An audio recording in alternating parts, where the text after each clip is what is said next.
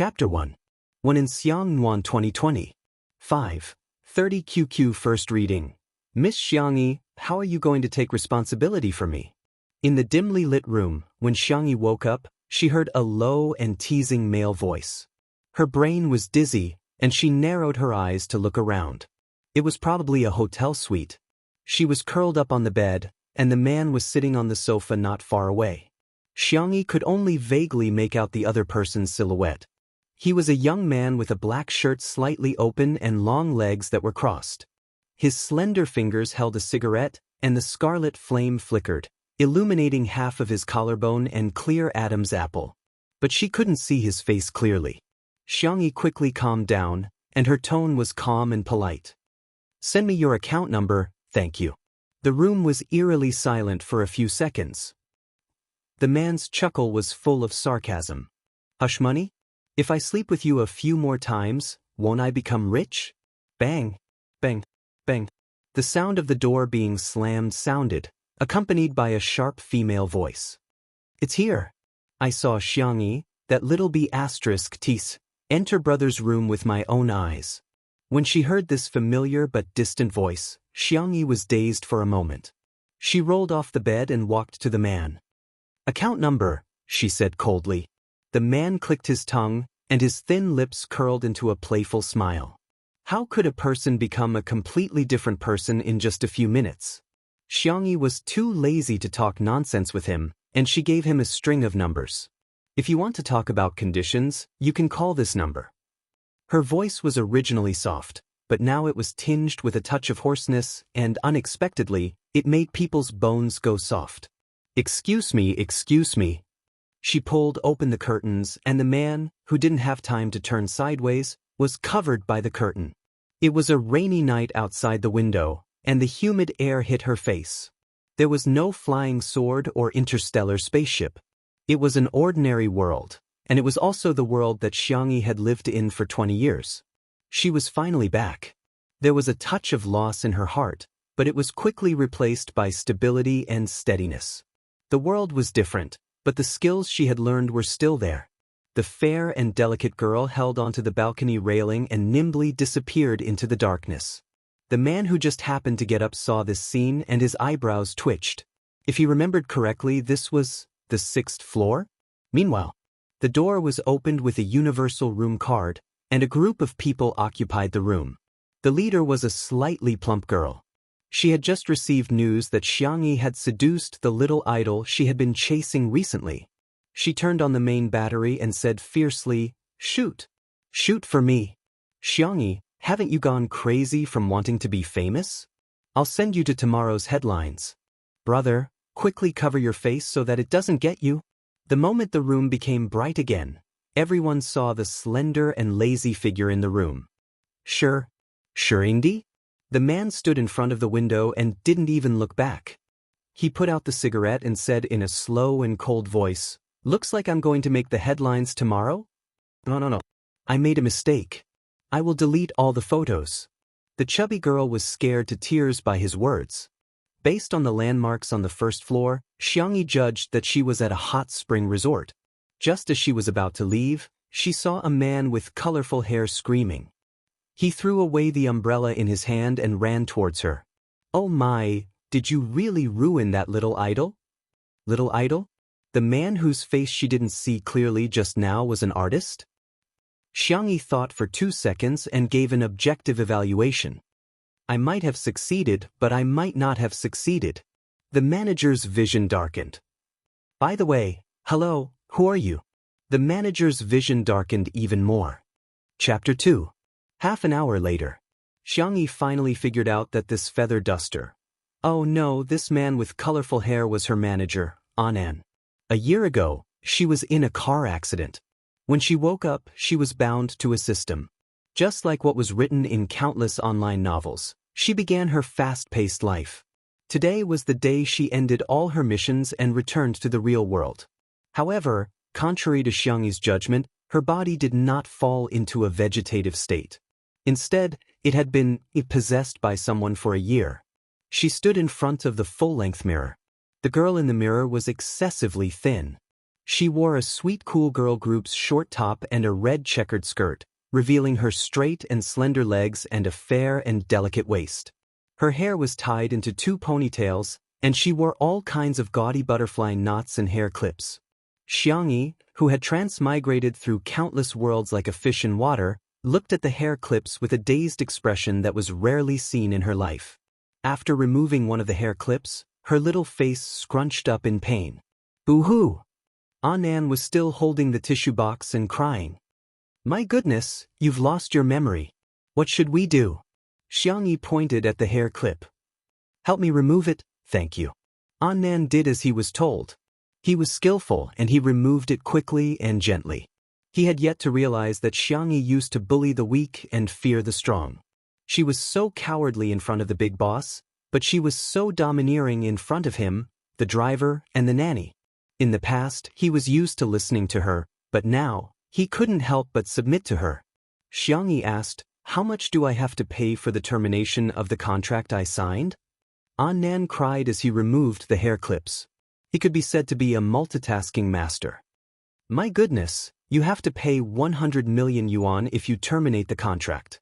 My goodness, you're so pitiful. Xianxia was speechless. Was the person occupying her body an idiot?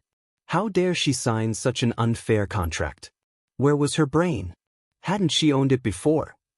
Annan helped her remove the hairband and hair clip, and even helped her comb her messy hair. Actually, other than the termination of the contract, the company's treatment of you is not bad. As long as you work hard, you can buy your favorite bag every month. Let's not think about the termination of the contract, okay? Where are you going to get so much money? Xianxia calculated her liquidity, financial management, and real estate, and sighed. Well, it's still not enough. She only had slightly more than 90 million. Annan didn't take her words to heart at all. Even if he drank fake wine, he wouldn't believe that Xianxia could take out 100 million yuan. Good girl, I'll run the hot water for you. Go take a nice bath and remember to post some selfies later. Annan was about to go to the bathroom when the doorbell rang. He looked through the peephole vigilantly and saw that it was Xianxia's boyfriend. Only then did he feel relieved and open the door. Young Master Xiao, you've come to see us? Annan smiled, but when he saw the weak girl hiding behind Xiao Yang, his expression changed. Xiao Yang held her hand and comforted her in a low voice. Don't be afraid, hubby will break up with that stupid woman now. Yes, brother Yang is the best. Annan exploded. Xiao Yang, you're shameless. My goodness is so good to you, and you actually cheated on her. You sissy, what right do you have to talk to me? Xiao Yang rolled his eyes at him and said arrogantly, Hey, I'm here to break up with you. He suddenly froze.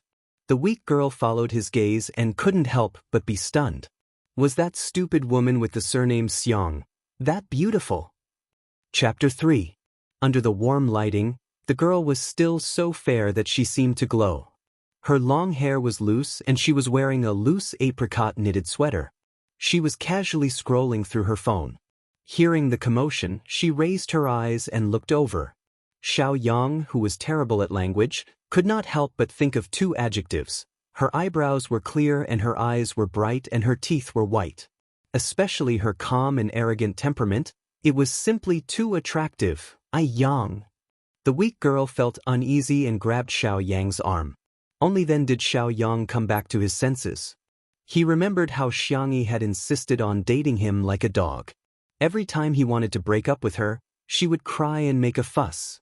She would even buy him all kinds of expensive gifts to please him. He suddenly felt confident.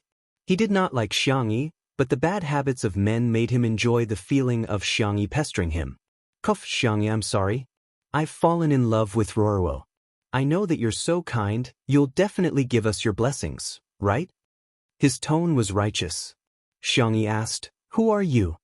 Annan explained, Darling, this is your boyfriend. He glared at Xiao Yang. Darling lost her memory and doesn't remember you. Xiao Yang did not believe him and sneered, Xianxia, what tricks are you playing now? Do you think I'll believe you? Amnesia? Why don't you just say that you traveled through time? Ruoruo tugged at his sleeve. Yang, don't say that. Xianxia is in the entertainment industry. Those who are in the arts have a romantic heart. Xiaoyang scoffed. Her? She's in the arts? She's a variety star. She used to be on TV, but now she can only do it online. Xianxia interrupted him. So, you're here to ask for the breakup fee? Xiaoyang? Ruoruo? Is 1 million enough? Xianxia asked politely. She did not feel anything about being green. It was just the feelings of the person who had taken over her body, not hers. It was the same as the man in the hotel whose face she did not see clearly. To her, it meant one word: trouble. It would be best if she could solve it with money. Xiaoyang met her calm eyes and panicked, but more than that, he was angry. What do you mean? Who are you insulting? Can the feelings between us be measured by money? Okay, I understand. Xianxia nodded expressionlessly. Not enough? 2 million then. Annan's mouth was wide open. Oh my God, was his sweetheart provoked? But it was really King awesome. This was the first time he had seen the scumbag's face turn green with anger. Although being a variety actress sounded a little embarrassing, Xiangyi's income was still much higher than the average person's. Therefore, Annan felt that 2 million was not a small sum of money, but it was still worth it to slap the scumbag's face. Xiangyi found Xiao Yang's account number on her phone and entered the number. Ding dong, 2 million RMB has been transferred to your XX account. A melodious voice rang out in the room. Xiao Yang was born into a wealthy family, so he did not lack money. He had always been the one to throw money at others, but this was the first time he had been thrown at by someone with money. Xiangyi, you're humiliating me. The fair-skinned girl lazily leaned on the sofa, feeling puzzled. Humiliate you? Isn't that natural? You smoke, you drink, you cheat, and you're still a good boy? Xiao Yang choked. Xiangyi had a gentle temper, but she would not be polite to scumbags like him. Xiao Yang's eyes widened. He was so shocked that he could not speak. Ruoruo, who was beside him, took the opportunity to fan the flames. Brother Yang, how can Xiangyi be like this? She has no manners at all. Xiangyi rested her chin on one hand and thought for a while. Then, can the two of you please scram? Xiao Yang, Ruoruo. Chapter 4. Then, can you two please get lost? Xiao Yang was speechless. Ruoruo was speechless. Get lost, I won't see you out. Xiangyi's tone was still nonchalant, as if she didn't care about this scumbag and little white flower. Xiao Yang choked. He didn't expect Xiangyi to treat him like this. The girl lowered her eyes, her gaze falling on the screen. He didn't know what she was looking at, but she was serious and focused. Her jawline was exquisite, and her hair fell softly. She looked like she had been living a peaceful life. She was a completely different person from the girl who only knew how to cry and throw tantrums in front of him. Good, very good. Xiangyi, don't you regret this? After leaving behind these harsh words, Xiao Yang angrily left with his beloved little white flower. Annan naturally wouldn't be nice to them, and he slammed the door. Xiao Yang was speechless. Xiangyi was crazy, and this sissy was crazy too. How dare he treat him like this? In the room, Annan was overjoyed. Good girl. You're so good at insulting him. But why did you give him so much money? It's not easy for you to earn money. He heard that the Xiang family was well off, but in the past year, Xiangyi had fallen out with her family one after another, and she was basically left to fend for herself. Xiangyi said, It's nothing, I'm just spending money to avoid misfortune. Annan was curious. What are you looking at for so long? I'm looking at how everyone is scolding me. Annan was anxious and hurried forward to snatch her phone away. Good girl, didn't you promise me that you wouldn't look at these? Right, you've lost your memory. Don't worry, that's all nonsense from the netizens. He inadvertently glanced at the screen, and he immediately sucked in a breath of cold air, his voice trembling. Good, good, good, good, good. Didn't you enter the room of the little idol? Xiangyi looked at him innocently. I forgot. Amnesia was a good excuse, so she used it whenever she could. Annan's voice cracked. Shiringdi. You entered Shiringdi's room. Xiangyi asked calmly, Who is he? Shiringdi. Shui. Sway, two tones, the same sound as sway, For the rest of the time, Annan cracked his voice to explain to Xianxia just how awesome Swordplay was. She was the city's top scorer in the college entrance examination and was admitted to the top university in the country, Beijing University. However, she dropped out for some reason. He had taken a lousy card from a down-and-out young master and entered the entertainment industry as a result. He was the youngest Grand Slam Best Actor in history. He casually went to act in a TV series and won the Best Actor award. He was obviously going for the path of a strong actor, but he had countless loyal fans. To sum it up in one sentence, looks, money, and IQ. After Annan concluded, he circled Xianxia back and forth and said bitterly, You, do you know how many people's white moonlight has been ruined by you? Xianxia. She really wanted to know what had happened in the past year. But thinking about it, to be able to use such a wonderful word like ruin, the person who occupied her body was probably a worrisome person. Wow, you're on the hot search list. Your Weibo page has been massacred by Shuringdi's fans. You can't go on the online variety show that we talked about before. Annan started to pull out tissues again. Wow, what are we going to do? Wu, we're going to starve to death. Xianxia was silent for a few seconds, then patted his shoulder stiffly. She was not used to physical contact with others. It's okay, I have land. I can go farm. If not, I can still go home and inherit the family property. Annan cried even harder when he heard this. His sweetheart had not only lost her memory, but her brain had also changed from a fool to a silly one. It's over. Baby. La. Chapter 5. A week later. The discussion about Xianxia and Swordplay on the internet gradually died down, but Xianxi's Weibo was flooded with comments and she was ridiculed by the netizens. Annan carefully dialed Xianxi's number. Buzz. The call went through. Sweetheart, are you awake? Yes, what's the matter? There was static on the phone, and it sounded like she was exercising. Annan was gratified like an old father. Sweetheart had really grown up after losing her memory. She was still exercising to maintain her figure. Sweetheart, it's okay now. The netizens have been scolding you for days and nights and they're tired. This time, you've profited from a disaster and gained popularity all of a sudden. There's a very popular live variety show and they want to invite you to be a flying guest. Shall I pick it up for you? No, I'm quite busy. Annan was confused. What are you busy with? Are you at a spa? Or a hot spring? Xianxia said calmly, feeding a pig. Hey, what's this? Annan was in a daze for a moment, but he quickly reacted. Recently, pets like ducklings and pigs were popular on the internet. Xianxia should be raising those cute piglets, right? He persuaded earnestly, it's just for 2 days. Let's perform well and earn 100,000 yuan. Isn't that good? Xianxia, my pig is also very delicious. What? Pet pigs are so cute and you eat them? It's not a pet pig. Xianxia explained seriously, it's an omnivorous mammal. Its meat is tender, bright red, and juicy. It can be used to make braised pork, boiled pork slices, and sweet and sour pork ribs. It took Annan more than 10 seconds to recover from the shock. I'm hanging up. I'm going to slaughter the pig. Annan? He spent more than 10 seconds comforting himself. Xianxia should be experiencing life at a farmhouse or something. Right?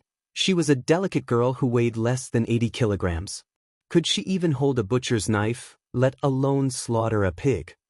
Xingyao Entertainment. In the CEO's office. Xiang Feng sat casually on a leather swivel chair and shook his legs. He didn't look like a domineering CEO at all. You fired him, right? You ungrateful thing. You haven't treated him badly all these years. If you hadn't paid for his mother's medical expenses? Xiang Feng complained to the man in front of the window. From his angle, he could see the man's handsome side profile. His facial features were more three-dimensional than on the big screen. Broad shoulders and long legs, perfect proportions. He was dressed casually. His white shirt was rolled up in 2 folds, revealing his muscular forearms. His well-defined fingers were holding a cigarette, but he didn't smoke. He just played with it casually. Swordplay said lazily, let's not talk about someone we'll never meet again. Xiang Feng curled his lips. Fine, whatever you say. Who told you to be the top star of our company? Hey, I was just joking. Don't look at me like that, it's scary. A week ago, Shui's assistant, who had been working for him for many years, betrayed him and leaked a lot of information to the paparazzi. Most of it was fabricated based on groundless accusations, but the mixture of truth and falsehood caused a lot of waves because of the assistant's special identity. Xianxia entering his room was just one of the insignificant things. Thinking of his little niece who had lost her memory, Xiang Feng had a headache. Xianxia is hopeless. How dare she enter your room? I'm so angry. If I talk to her again, I'm a dog. As soon as he finished speaking, his phone suddenly rang. The caller ID, Little Xianxia. Chapter 6. Xiang Feng. He jumped back and forth between taking the call and not taking it, swaying wildly. If he didn't take it, Xianxia was his little niece after all. What if she was really in danger? If he took it, wouldn't that be admitting that he was a dog in front of Shui? I'm the CEO of Xingyao Entertainment, why would I do something like that? The next second, Xiang Feng answered the phone expressionlessly, his tone cold. Hey, if you have something to say, say it. If you don't disturb me. A soft and well-behaved voice came through the receiver. Little uncle, are you working overtime? Can I bring you some food? Xiang Feng remembered that he had posted a picture of himself working overtime in order to show off. He almost agreed, thinking that this was just Xianxia deliberately trying to please him. Who knew what kind of trouble she was going to cause? Over the past year, she had used the excuse of amnesia to drive her grandfather to the hospital. Her grandmother had fainted several times, and her brothers had all fallen out. Although Xiang Feng was senior, he was only a few years older than Xianxia, so he had doted on her since she was young. In the beginning, he helped her clean up a lot of her messes, but after being hurt again and again, he was too lazy to care about Xianxia's affairs.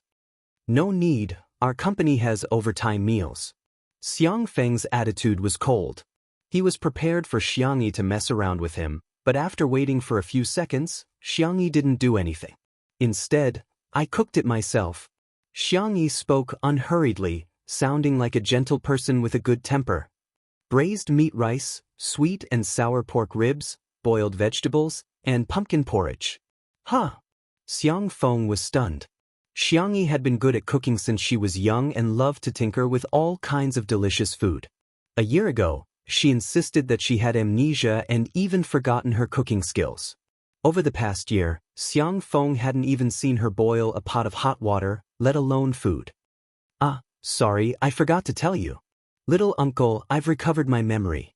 The female voice on the receiver had a familiar soft tone. But over the past year, Xiang Feng had been too disappointed in her, so now he was skeptical, and more than he trusted her. Come if you want. Your legs are on your body, I can't stop you. He hung up the phone. Xiang Feng rubbed the goosebumps on his arms. Brother Shui, do you think my little niece has schizophrenia? She's just like that crazy character you played when you won the Best Actor award? Shui raised her eyebrows. What did you call me? Xiang Feng. I've really gone overboard, how dare I call Shui by his nickname? Ahem, you're younger than me in the first place? It's natural for me to call you little brother. Shui sneered, I'm not young. Xiang Feng. F***ck, the wheels of the car are on my face. I just feel that my little niece seems to have changed into another person. She even said that she had regained her memories. I don't know if I should believe her. Shui lit the cigarette with his fingers. The scarlet flames flickered like stars in the smoke. He said casually, maybe, there are two of them. But her voice was too soft to reach Xiang Feng's ears. Half an hour later, Xianxia carried the lunchbox into the CEO's office. Xiang Feng stared at her warily when he saw her enter. Little uncle. Xianxia greeted him softly. She noticed that there was another person in the room, sitting on the sofa and playing with a lighter. His back was facing her. Did you really make this? You didn't order takeout, did you? Xiang Feng complained. He was just opening it to take a look. He would never eat it and he would never forgive Xianxia. As soon as the lunchbox was opened, the rich aroma instantly filled the entire office. Chapter 7. The first layer was sweet and sour pork ribs. The ribs were rosy and glossy, dotted with white sesame seeds.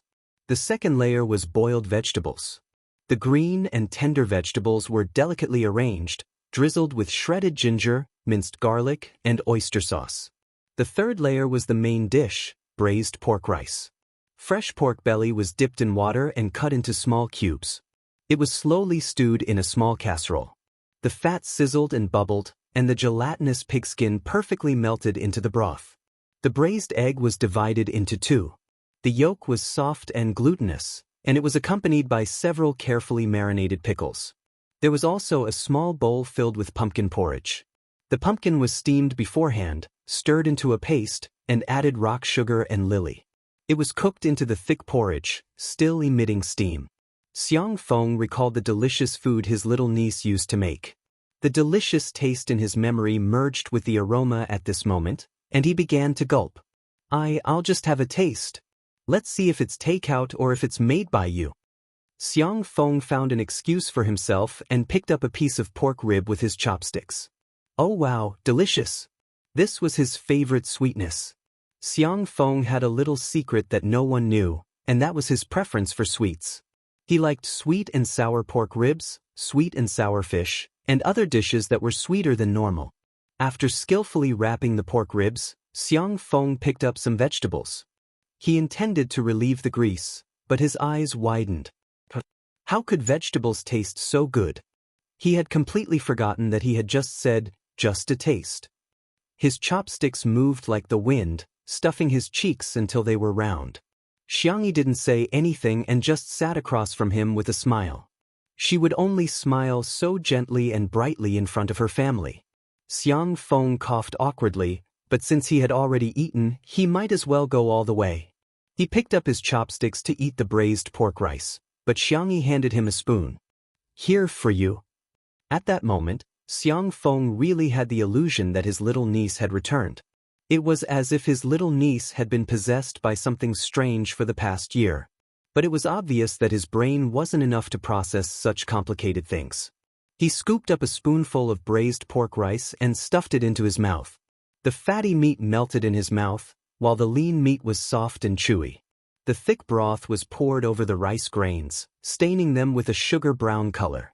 It was fragrant but not greasy, salty and sweet. Ow, ow, ow, ow. If it weren't for his many years of upbringing, Xiang Feng would have hit the lunchbox with a spoon. How could it be so delicious? Was this heaven? Why is there such a delicious meal? Xiang Feng buried his head in the rice and ate with great relish. Xianxia felt that he was a little like the piglets she raised. When the little piglets grow up, I'll kill them all and make braised meat rice for little uncle. Xianxia had prepared enough for 2 people, but in less than 10 minutes, Xiang Feng had finished everything like a whirlwind. Only then did he realize that he was choking. Xianxia smiled and passed the pumpkin porridge to him. Xiang Feng wanted to take a few sips to soothe his throat, but it turned out to be too delicious. He couldn't help but gulp it all down.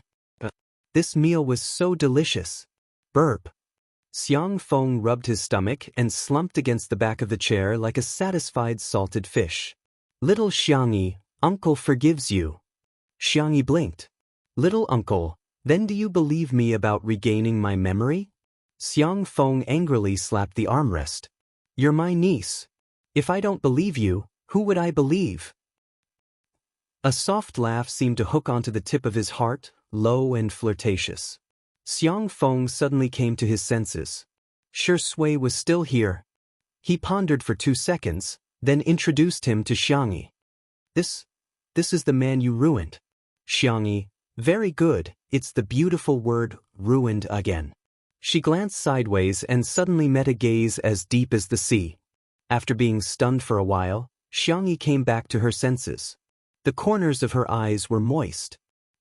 Good night, dear readers, please remember to add to bookshelf, vote for Red Bean, and comment. 6. 1. Fast. Happy. Red Heart. Chapter 8. A year had passed in the real world, but time flowed at different speeds in different worlds, so Xianxia was no longer sensitive to the concept of time. But the moment she saw Shui's face, Xianxia remembered a certain point in time. At her 16th birthday party, she caught a glimpse of him. From that day onwards, she secretly fell in love with someone whose name she didn't know. Perhaps the so-called crush she had when she was young wasn't a passionate feeling, but when she thought of him in a distant world, there would always be a touch of sweetness in her heart. He was her white moonlight. Shui noticed her strangeness and raised his eyebrows slightly. Xianxia quickly adjusted her mood and greeted him graciously. "Hello, I'm Xianxia." The courtesy and demeanor of the Xiang family were engraved in their bones, but their personalities were different. Xiang Feng was noisy and lively, while Xianxia was very gentle. This was the evaluation that involuntarily appeared in Shui's mind. The woman who broke into his room that night was pretentious and deliberately coquettish, and the way she recommended herself to be his pillow was disgusting. After fainting, she became calm and sober. Sure enough, there were two people. He thought. "Hello, Shui." The man's voice was languid and low, slightly dragging out his tone, and inexplicably flirting with her. "Xianxia, about last time? I'm sorry. Actually, when I recovered my memory, I also lost my memory of the past year." Her expression was calm. She was simply an ordinary little genius at shifting the blame. "Don't ask. If you do, you'll lose your memory." Xiang Feng was shocked. "What? How did you recover your memory and then lose it? Little Xianxia, do you have a headache?" "No, I have to take you to Xiangli for a checkup." "I'm fine. I've already had a physical examination." This week, Xianxia not only learned about what had happened in the past year, but also used medicinal cuisine to recuperate for herself. This body was obviously malnourished, and she must have deliberately pursued a good figure by dieting to lose weight. Also, second brother probably doesn't want to see me now. Xiang Feng. That's true. Xiang Li was a medical doctor. Although he was more in the theoretical direction, his hands were extremely important. He had done countless precise experiments, but because of Xiangyi's willfulness, the nerves in his left wrist were damaged. If the medical and scientific community were to find out about this, there would probably be tens of thousands of people asking Xiangyi to commit suicide as an apology. Xiangyi felt that her medicinal cuisine and medical skills might be able to cure her second brother's hand, but this matter could not be rushed. To restore his relationship with his family, he had to do it one by one. Her youngest uncle was the closest to her and had a carefree personality. He was the person she had the most confidence in. That was why she came to him first. She didn't deliberately explain anything. She lowered her head and quietly packed the lunch boxes. Xiang Feng glanced at her, and his face almost turned red. The lunchbox was so clean that it looked like it had been licked. Shiny. He pretended to sound like a professional. "Ahem, Shui, do you have any thoughts about your work arrangement?" Shui said casually, "Rest for a while and find a place to plant flowers and fish." Xiang Feng. "Okay, it's good for you to rest. If there's a suitable job, I'll keep an eye out for you. But you'll have to find a new assistant. With your bad habits, you probably won't even pick up a fallen oil bottle. If you live alone, there are only two endings. You'll either be poisoned by takeout or starve to death. It's best to find someone who can cook." Xiangyi suddenly raised her head. "I can." Shui looked at her with a faint smile. If the two of them were using a 5G network, then Xiang Feng was using a 2G network. He looked confused. "What do you mean you can?" Chapter 9. Xiangyi explained in a gentle voice, "I can be his assistant. I'm pretty good at cooking." Shui was her white moonlight. Her love for him wasn't the kind that wanted to be his girlfriend, but more like a fan. She just wanted to be nice to him. What's more, when she transmigrated in the past, she was bound to a nurse system. Simply put, it was to assist her teammates and let them attack their opponents. Most of the skills she had mastered were supportive in nature. Perhaps they weren't lethal, but she was quite suitable as an assistant. Xiang Feng panicked when he heard this. How can that be? How can a girl from our Xiang family cook for another man? Is he worthy? He's not. A chill ran down his spine, and Xiang Feng abruptly changed his words. It's not that he's not worthy, it's just that I'm afraid you'll tire yourself out. Besides, you're an artist. How can you be an assistant to another artist? Xiangyi, I have plans to quit the entertainment industry. Xiang Feng's expression was sluggish. He thought he had misheard. Xianxia repeated, I want to quit the industry. Just after I recovered my memories, I found my original heart and realized the true meaning of life. That is, to return to the countryside and have my heart set on the mountains and rivers. The latter half of the sentence was nonsense, but the truth was, the max-level big boss is tired and wants to retire peacefully. Xiang Feng was in a bit of a trance. One had to know that a year ago, his little niece had cried and kicked up a fuss in order to enter the entertainment industry. The Xiang family had been tormented by her. The little princess of the Xiang family could have gotten a meteorite if she wanted the stars in the sky. Why would she want to suffer in the entertainment industry? But Xiang Feng couldn't stand her crying. As her uncle, his heart softened and he was prepared to sign her to his company and personally feed her resources. But in the end, she was bewitched by her so-called sister and signed an unfair contract with a notorious small company. Xiang Feng was furious when he found out, but she still had the audacity to accuse him of not understanding how good and kind her sister was. Xiang Feng was truly heartbroken at that time. At this moment he seriously thought about it. Of course, quitting the industry was a good thing. With her eyesore singing and acting skills, she would drag down the standards of the entire entertainment industry. The idea of being an assistant seemed a bit absurd to him. What was she after? How much money could she make? In a flash, Xiang Feng suddenly had an epiphany. Damn, what kind of money was this? His little niece was obviously attracted to Shi Sui's beauty, lusting after Shi Sui's body. Thinking of this, Xiang Feng decisively refused. If you want to leave the industry, I can help you. Forget about being an assistant. Xianxia had only mentioned it casually. Since Xiang Feng didn't agree, she didn't say anything else. A person like Shi Sui could get any assistant she wanted. She was worrying too much. Little uncle Mr. Shi, I'll be leaving first. Xianxia greeted him obediently. After taking a few steps out, she suddenly thought of something and turned back to take out a small bag of snowflake pastries from her bag. She stuffed it into Xiang Feng's hands. Try it and see if you like it. If you like it, let me know on WeChat. I'll make more for you next time. This was how the members of the Xiang family got along. Whenever there was something good, they would always think of their family. Xiang Feng doted on his little niece, so Xianxia would also try her best to treat him well. The girl's footsteps were light as she left the office. Shi Sui's deep eyes seemed to fall on Xiang Feng's hands. Peanuts, biscuits, almonds, dried cranberries, chopped up and mixed with melted cotton candy and powdered milk. Each piece was exquisite and small, exuding a sweet and light aroma. Xiang Feng smiled like a landlord's silly son. You don't like sweet things, right? Then I won't share with you. He opened his mouth to the limit and stuffed all the snowflake pastries into his mouth in one breath. Shi Sui. Chapter 10. The next day. At around 10 in the morning, Xianxia received a call from her manager, Nan. He asked uneasily, Sweetheart, are you up yet? Previously, Xianxia had a bad temper when she woke up. If anyone accidentally disturbed her, they would be scolded badly. Xianxia turned on the speakerphone and placed her phone on the flower rack. She used gardening scissors to trim a few broken daisies. What's the matter? Her biological clock was very accurate.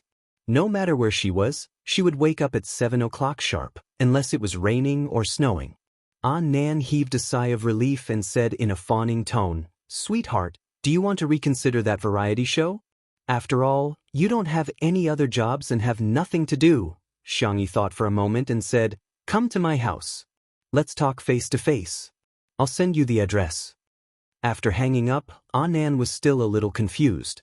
Didn't Xianxia live in the company apartment? Could she have moved?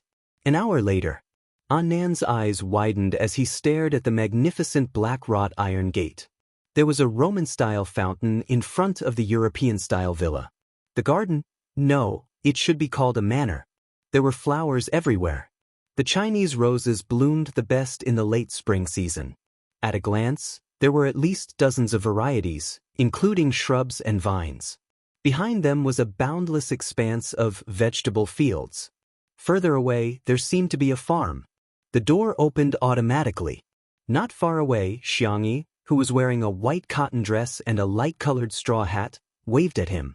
She was carrying a hand-woven rattan basket with freshly picked vegetables and fruits. Anan was worried. He jogged over to Xianxia and looked at her with watery eyes. "Sweetheart, are you locked up here? Just like in the novels, the overbearing Seol locked you up here and you're not allowed to go anywhere. You can only be his little canary." Xianxia didn't know whether to laugh or cry. "Don't worry, our country has a complete set of criminal laws. This is the house my mother left me. No one is restricting my personal freedom." Nan heaved a sigh of relief and asked curiously, "Why are there so many vegetable fields? The terrain here doesn't look like farmland." He had heard a little about Xiangyi's family background. He had heard that she was from a wealthy family, so he wasn't too surprised. "Oh, it was originally a golf course, but it was renovated later." "Anan?" he thought absent-mindedly, "is the life of the rich so simple and down-to-earth? It's lunchtime. There's still a small pot of rice left from yesterday. Can we eat egg-fried rice?" Xiangxia tilted her head and asked, "Anan, huh? Do you have a housekeeper? I don't know how to cook." He subconsciously thought that Xiangxia wouldn't either. "I will." "Oh my God, you're amazing. You're really awesome." Nan went against his conscience and praised her. As the king of rainbow fart managers, bragging about his own artists was a professional thing to do. My dear, you haven't shown your face in a long time. Why don't you start a live stream and cook?" Dark cuisine was dark cuisine. It was the same logic as black and red cuisine. Nan comforted himself with a very optimistic spirit, thinking that no matter how bad Xiangyi's cooking was, he would still take a bite with no qualms about death. Chapter 11. Nan used Xiangyi's Weibo account to post a live stream announcement. When the time came, many fans instantly flooded the live stream. In the past year, Xiangxia was a typical example of someone who couldn't do anything in the entertainment industry and was known for crying. When she was acting, she would pout and stare at her with her eyes wide open. When she sang, she would go off-key and infuriate 10 sound engineers. She was nicknamed the Crybaby and the Little Vase. But even so, Xiangxia still had a group of die-hard fans who adored her good looks. Where is she? Sister E, I miss you so much. My pretty sister is here. Nan's flowery shirt looks nice today. Please share a link. Sweetheart is going to live stream cooking for everyone today. Are you guys surprised? Are you surprised? I'm sure everyone must be like me, looking forward to seeing what she'll cook. Nan greeted everyone first. He often accompanied Xiangxia on live streams, so the fans were quite friendly to him. He wandered over to Xiangxia. Sweetheart, say hello to everyone. Xiangxia naturally said, Good afternoon, have you all eaten? I'm going to cook some egg-fried rice. She saw a text flashing at the bottom left corner of the screen and curiously leaned over, wanting to see what the comments were. And from the perspective of the fans, the fair and delicate girl's cheeks were a little rounder than when she was doing her job. Her skin was delicate and smooth, with a creamy texture. After getting closer, it was a beautiful sight. For a moment, the comments were all, I'm dead, my sister's face is killing me, and, I'm full. Xiangxia looked at it for a while and realized that the netizens were just as interesting no matter which world they were in. She put some distance between them and smiled slightly. Egg-fried rice is very easy to make. Apart from the necessary ingredients, rice and eggs, you can also adjust it to your taste. Today, I've prepared green beans, carrots, shiitake mushrooms, shrimp, and ham. The ingredients had long been washed and neatly arranged in sky blue porcelain bowls, looking very pleasing to the eye. Someone commented, May I ask, is this porcelain bowl the set of Green Glaze, Misty Rain series produced by Shizhou Porcelain? I'm laughing my head off. Does the person in front know how expensive the Misty Rain series is? That's F*King collectible porcelain. Who would use it as cutlery? Soon, these two bullet screens were drowned out by the heavy comments. Nan muttered in his heart, Has my sweetheart been watching mukbang broadcasts recently? She looks quite professional. He almost believed that she could cook. Click! Xiangxia turned on the stove. After the oil heated up, she sprinkled some chopped green onions into it. The unique fragrance of scallion oil wafted into Nan's nose. He didn't know if it was because of the freshness of the ingredients, but Anand felt that it smelled particularly good. It didn't have the oily smell that he usually smelled when cooking. Chapter 12. Next, she poured rice, eggs, and other ingredients into the bowl. This dish was too homely, and Xianxi's cooking was also very plain.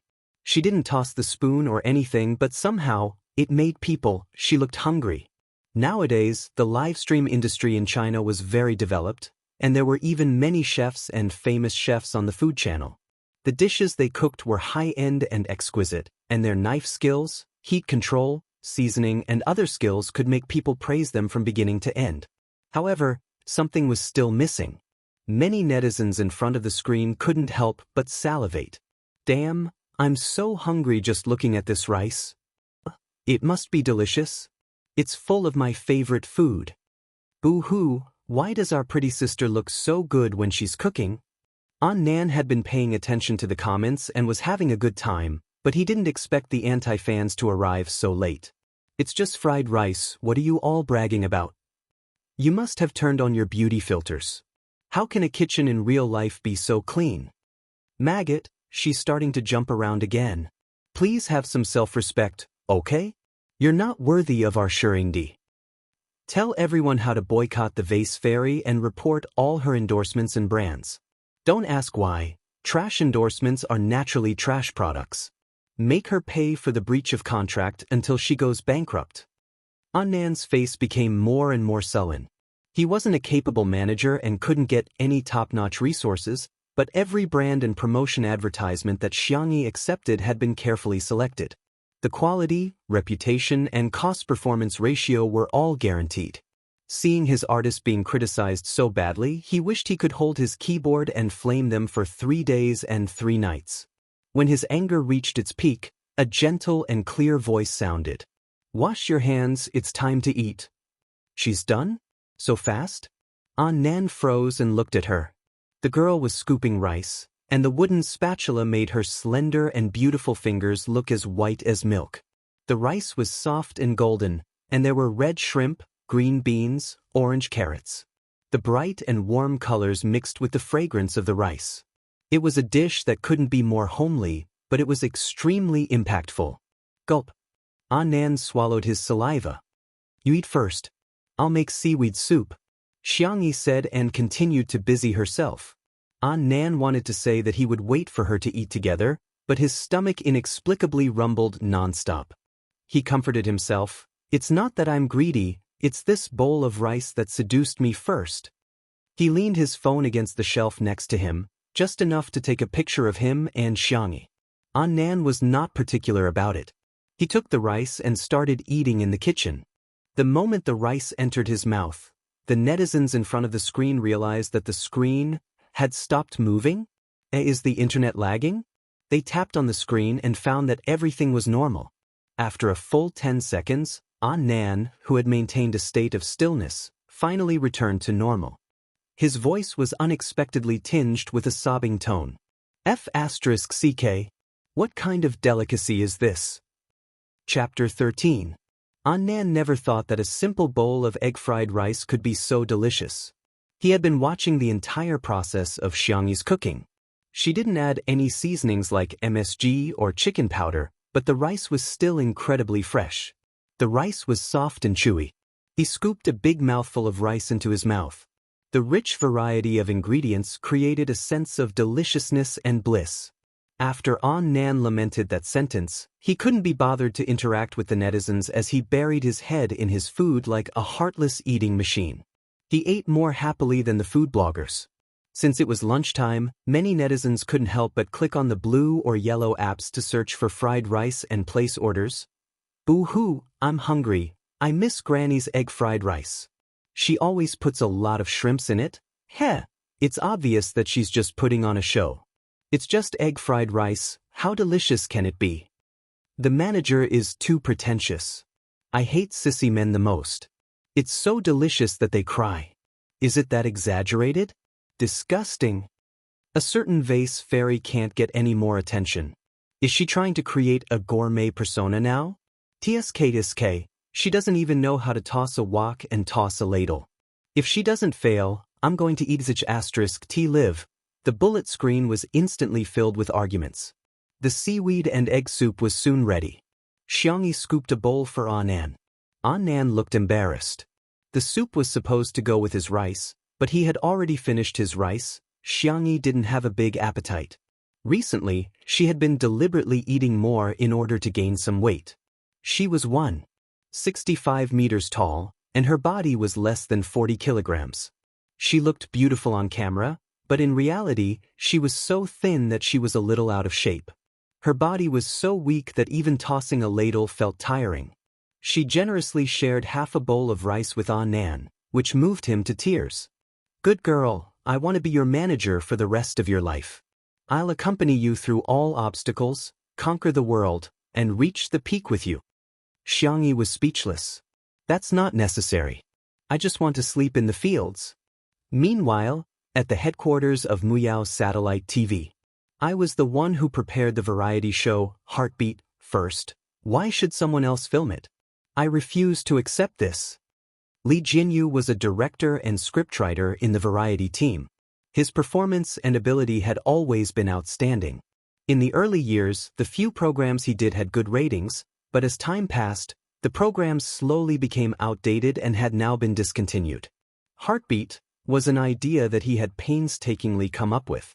It was positioned as a theme of love and life, allowing the male and female guests to live under the same roof and create small sparks of love in their daily interactions.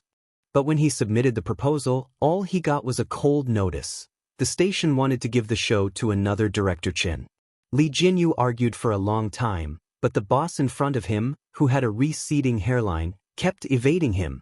His anger seemed to have hit a ball of cotton, and he felt extremely aggrieved. Little Li Aya, for this show, it doesn't matter who acts in it. Besides, where do you have the connections and resources now? I heard that you even invited that pretty face, Xianxia. This kind of A-lister is also a flop. You should settle down. Later on, I can arrange for you to be Director Chen's assistant. On one hand, he was suppressing them while on the other, he was showing them mercy. It seemed like he was leaving them some leeway, but in fact he was fearless. He was sure that Li Jinyu would not leave Muyao TV. However, he forgot that everyone had a bottom line. Bam! Li Jinyu threw down his resignation letter on the spot under his boss's shocked gaze. Walking out of the TV station, he took a deep breath and dialed the number of an old friend of many years. Brother Sure, no, Father Sure, Master Sure, can you help me? Chapter 14. Annan didn't expect that his impromptu livestream would cause such a stir on a well-known gossip forum. Let's see how good the fried rice made by a certain female star surnamed X is today. There were all sorts of replies. Her cooking is so, but I'm really hungry after watching it. Surname X? Isn't it just that little vase Xianxia? Is she crying again? To be honest, her face is really good looking. Even if she cries, I like her face. Isn't it enough to ride on our Sure Ingdi's popularity? She's even coming to the forum to fish. She really loves marketing. F***ck, why did I have to search for the replay? I said I was on a diet and wouldn't eat at night. In the end, I ordered fried rice and ate happily while watching the video. At this moment, Annan was lying on a rocking chair, holding a transparent salad bowl in his arms. Inside were pieces of iced watermelon that Xianxia had dug out. He didn't know what kind of watermelon this was. Not only was it sweet, but it also had very few seeds. Annan simply couldn't be bothered to spit out the seeds and just stuffed them into his mouth, unable to stop. Xianxia was sitting next to him, reading a book with a wool blanket draped over her shoulders. Her delicate eyebrows were lowered, and her hair had been dyed black and tied into a bun at some point. A few strands of hair were fluffy and scattered around her temples, making her look even more girly than when she deliberately tied her hair into 2 ponytails. Annan's stomach was round from eating before he remembered the purpose of his visit today. Ahem, good girl, you've already rested for a week. Why don't we work harder and go back to work for a few days? In terms of ability, Annan wasn't the most outstanding agent, but he was really patient and willing to coax people. Many small-time artists wanted to work under him. Xianxia flipped a page of the book in her hand and said gently, I've already prepared the liquidated damages and a lawyer. As soon as her little uncle heard that she wanted to quit the industry, he gave her the contact information of the Xiang family's legal team. The contract she signed was an overbearing one. If she had a good lawyer, the liquidated damages wouldn't be as exaggerated as 100 million yuan. Her own money would be enough. However, her little uncle still transferred a sum of money. He probably gave her all his private savings. An Nan was stunned. You really want to quit the industry? You fell out with your family in order to enter the entertainment industry. Isn't being an artist your dream? Xianxia shook her head. Perhaps it was the dream of the person who had taken over her body, but in her opinion, that person only seemed to enjoy the popularity and attention of being an artiste and did not care much about her professional abilities. Otherwise, she would not have made so many jokes and ended up as a variety show star. While they were talking, An Nan's phone rang. He picked it up and listened for a while before looking at Xianxia. It's Director Li. He wants to talk to you. Xianxia gave a non-committal reply. An Nan turned on the speaker, and from the receiver came Director Li's excited voice. Miss Xianxia, I'd like to invite you to partner with Xianxia in my new variety show. Chapter 15. Xianxia raised her eyebrows. Shui. That's right, that's him. Li Jianyu's tone was relaxed, as if a heavy burden had been lifted from his shoulders. Let me tell you the specifics. It's similar to the style of the previous variety show, but this time it's more life-oriented. The main content is that you and Xianxia live under the same roof, planting flowers, raising fish, and so on. Then, every episode, we'll invite flying guests over. The most important thing is that this variety show will be completely live. This is the first in the industry. Sounds good, but in terms of format, isn't it a little too dull? Xianxia voiced her own thoughts. Li Jianyu chatted with her excitedly. Meanwhile, An Nan was completely dumbfounded. Variety show? Xianxia? Am I hallucinating because I'm too full? So actually, netizens are very tolerant of the subject matter. Some people like to see face slapping, while others like to see peaceful times. Some people think that each has its own audience, but I don't think that's the case. In fact, sometimes there are overlapping audiences. As Li Jianyu spoke, he suddenly exclaimed, I just sent the video of you cooking egg fried rice to Papa Sher. Cough, Xianxia. He liked your Weibo post. I didn't know that you two were so close. To be honest, he was the one who recommended you to me. An Nan. Weibo likes? Recommended to be on a variety show. He could already imagine how much bloodshed there would be on Weibo at this moment. Wait, why was Xianxia willing to be on a variety show with Xianxia? He had never been on a variety show before, and since it was a live variety show, this variety show's attention would definitely be unparalleled. Could it be that after Xianxia was defiled, he fell in love with Xianxia? However, Xianxia's thought was that Shui might like her cooking. She was originally prepared to terminate her contract, but suddenly felt that she could still live a little longer. She could feed her white moonlight until it was white and chubby. I have no problem with that. As for the specific details, please communicate with my manager, Xianxia said politely. Okay. Li Jianyu happily hung up the phone. Initially, he had asked Shui for help in introducing an artist to him. However, he had not expected that Shui would agree to participate in the live broadcast of the variety show. This was a glimmer of hope at the end of the tunnel. Li Jianyu refreshed the Weibo post where Shui liked the egg fried rice video and saw that there were more than 10,000 comments. Li Jianyu sighed, Daddy Sher is indeed my Daddy Sher. He's even more popular than the top celebrities, on Weibo. Not to mention Shui's fans, even the netizens were dumbfounded. His hand must have slipped. I don't believe it, the account must have been hacked. I'm crying, sober up, you're the best actor. Why did he like an 18th tier female celebrity? Do you not have a heart? 2 days later, a variety show called Two Under One Roof officially announced the guest list, which instantly caused a sensation. Chapter 16. Two Under One Roof V, the country's first live-streaming lifestyle variety show, Two Under One Roof, is scheduled to air on May 1st. He's a powerful actor Shui V, and she's a new singer full of energy Xianxia. Life is beautiful when you don't forget your original intentions. This summer, let's Xianxia. After the official announcement, Sway's studio was the first to forward the post with the caption, Sway Sisters, don't miss out on his first variety show. Sway Sisters was the name of Sway's fans, which was a homophone of his name. As soon as the studio stamped the post, the fans who had been holding back suddenly rejoiced as if they were celebrating the new year. Ah, it's finally open for business. It's Sway's first time on a variety show.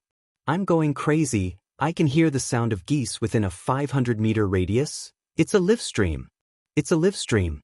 Doesn't that mean we can watch Sway 24 hours a day? Isn't it just an app? I'll download it, okay? The reactions of the passers-by were, I know Sway. Who is this Xianxia? Is there such a person in the entertainment industry? It must be hard on the official Weibo account. They must be going bald from thinking of the title, New Singer, for the Vase Fairy. Singer? Has the Vase Fairy ever released a song before? She has. She's the guide to the ghost section of the shabby station. It said that she angered 10 sound engineers into leaving when she recorded that song. Those who say she's a singer are overpraising her. She's clearly a small-time variety show star who doesn't have any sense of variety. She's so awkward and she cries all the time. I'm so annoyed by her. Whenever she appears, I have to speed up the video twice or fast forward. I feel physically uncomfortable whenever I see her.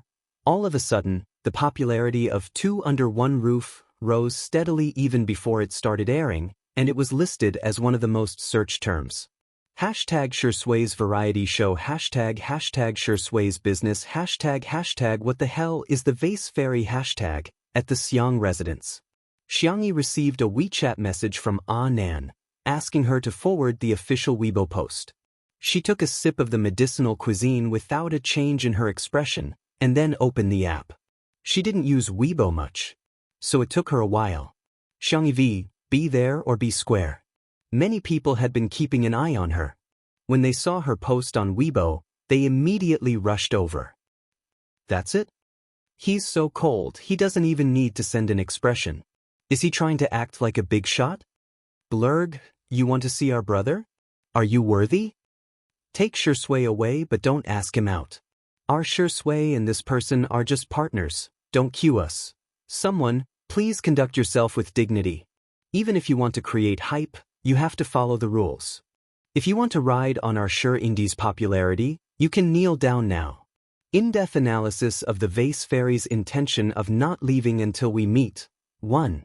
She's declaring her sovereignty. I'm going to film a variety show with him. Are you guys jealous? 2. She brought up the old matter and reminded everyone of the scandal of her entering Sway's room some time ago. 3. She expressed her love across the air and deliberately pretended to be cold, but in fact, she wanted to attract Sway's attention. Tiske, I really think she's a very scheming woman.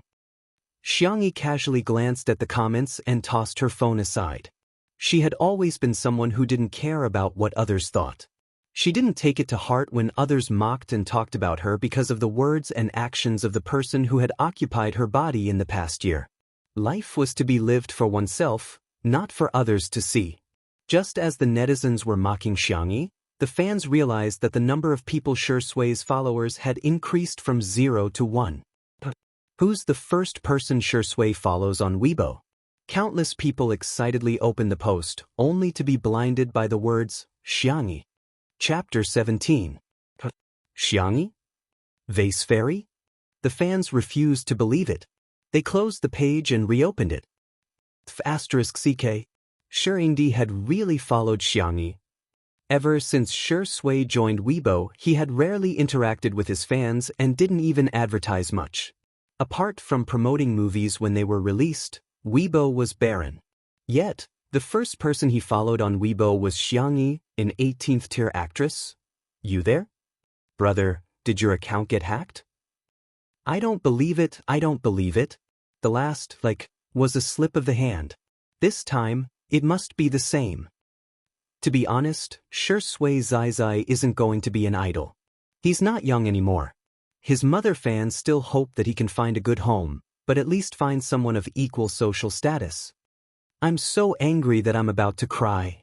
Xianxia actually didn't follow our Indi. Why? What right does she have to give our brother the cold shoulder? The fans' reactions were intense, but the marketing accounts were amused. Just as they were worrying about the KPI at the end of the month, Indi had delivered the melon to them. They really wanted to send him a banner saying that he was a helpful and exemplary seedling. Xingyao Entertainment.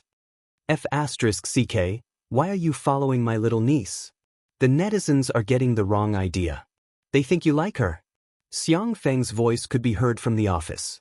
Shui was sitting on the sofa, his black shirt rolled up, revealing his muscular forearms. His wrist bones were clear, and his fingers were long and slender. His smoking posture was languid and dispirited, creating a unique and charming temperament. My hand slipped, Shui said lazily, his voice a little hoarse from the smoke. How about I unfollow you? Xiang Feng panicked. Don't. If you really unfollow me, little Xianxia will be scolded to death by the netizens. But then again, aren't you going to plant flowers? Why do I feel like you're planting a radish in my office?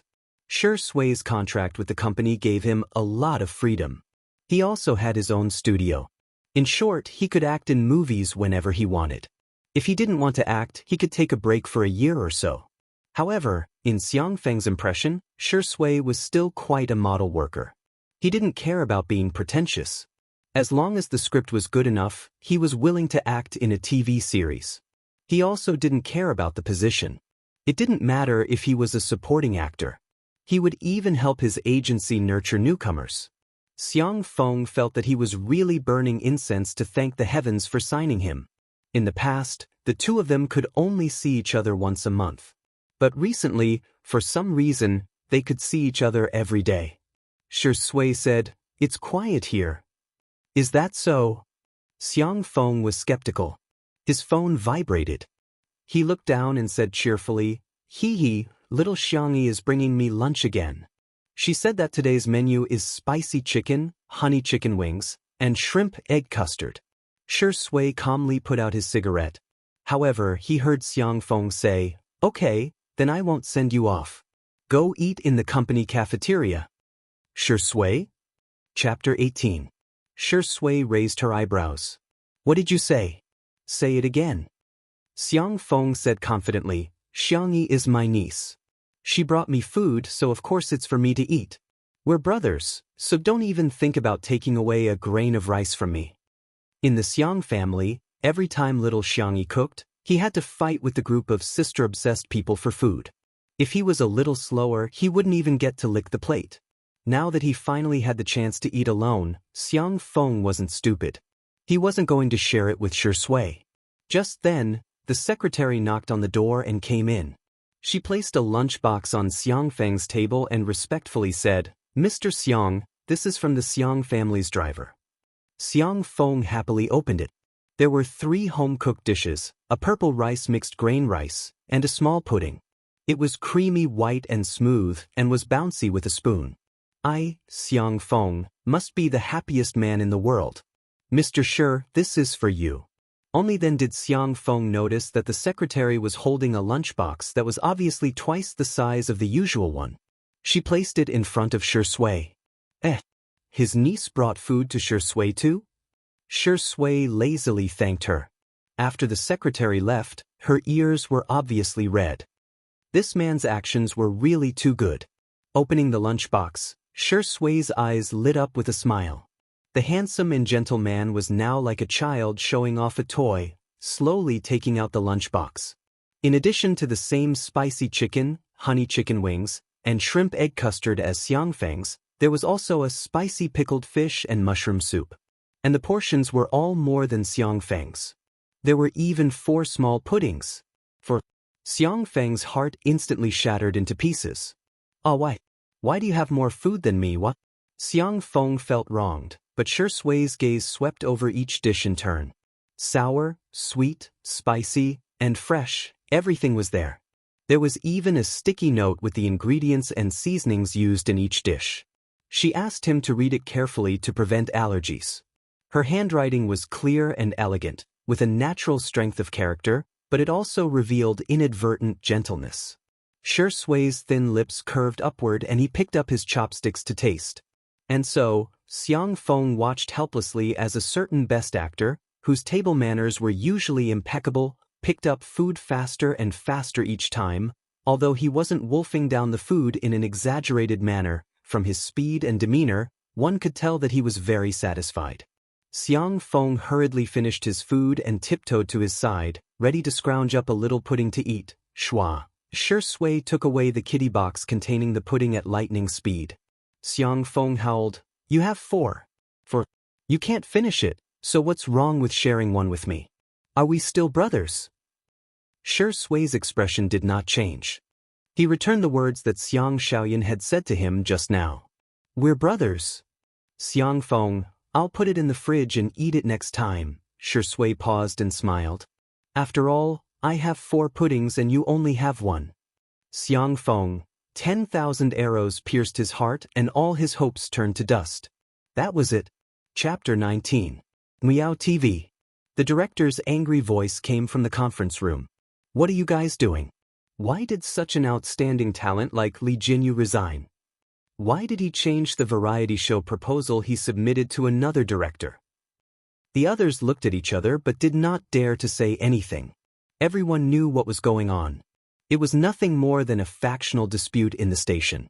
Everyone was on the same side, but Li Jinyu did not. That was why he was pranked and the variety show was given to Director Qin. But who would have thought that Li Jinyu was so capable that he could persuade Shui to participate in his variety show? Previously, the director did not care about him, but now he had become an outstanding talent. "Ahem, director, this matter has already come to this. Instead of worrying about this, why don't we think about how to bring the popularity back to our new variety show?" The bald boss who forced Li Jinyu to leave said with a smile. The director said with a straight face, "Tell me, what do you think?" Li Jinyu's 2 Under One Roof variety show only has Shui and Xianxia as permanent guests. Although Shui is popular, Xianxia is just a D-list celebrity.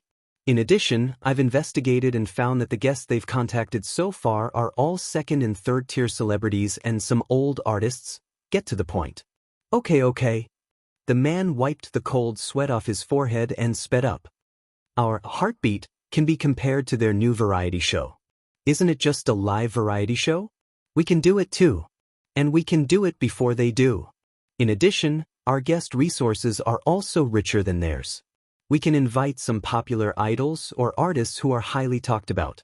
This way, our heartbeat will be able to make a name for itself, while their 2 Under One Roof will have nothing to show for it other than Shui. We'll beat them at their own game, and the popularity and viewership ratings will ultimately belong to us."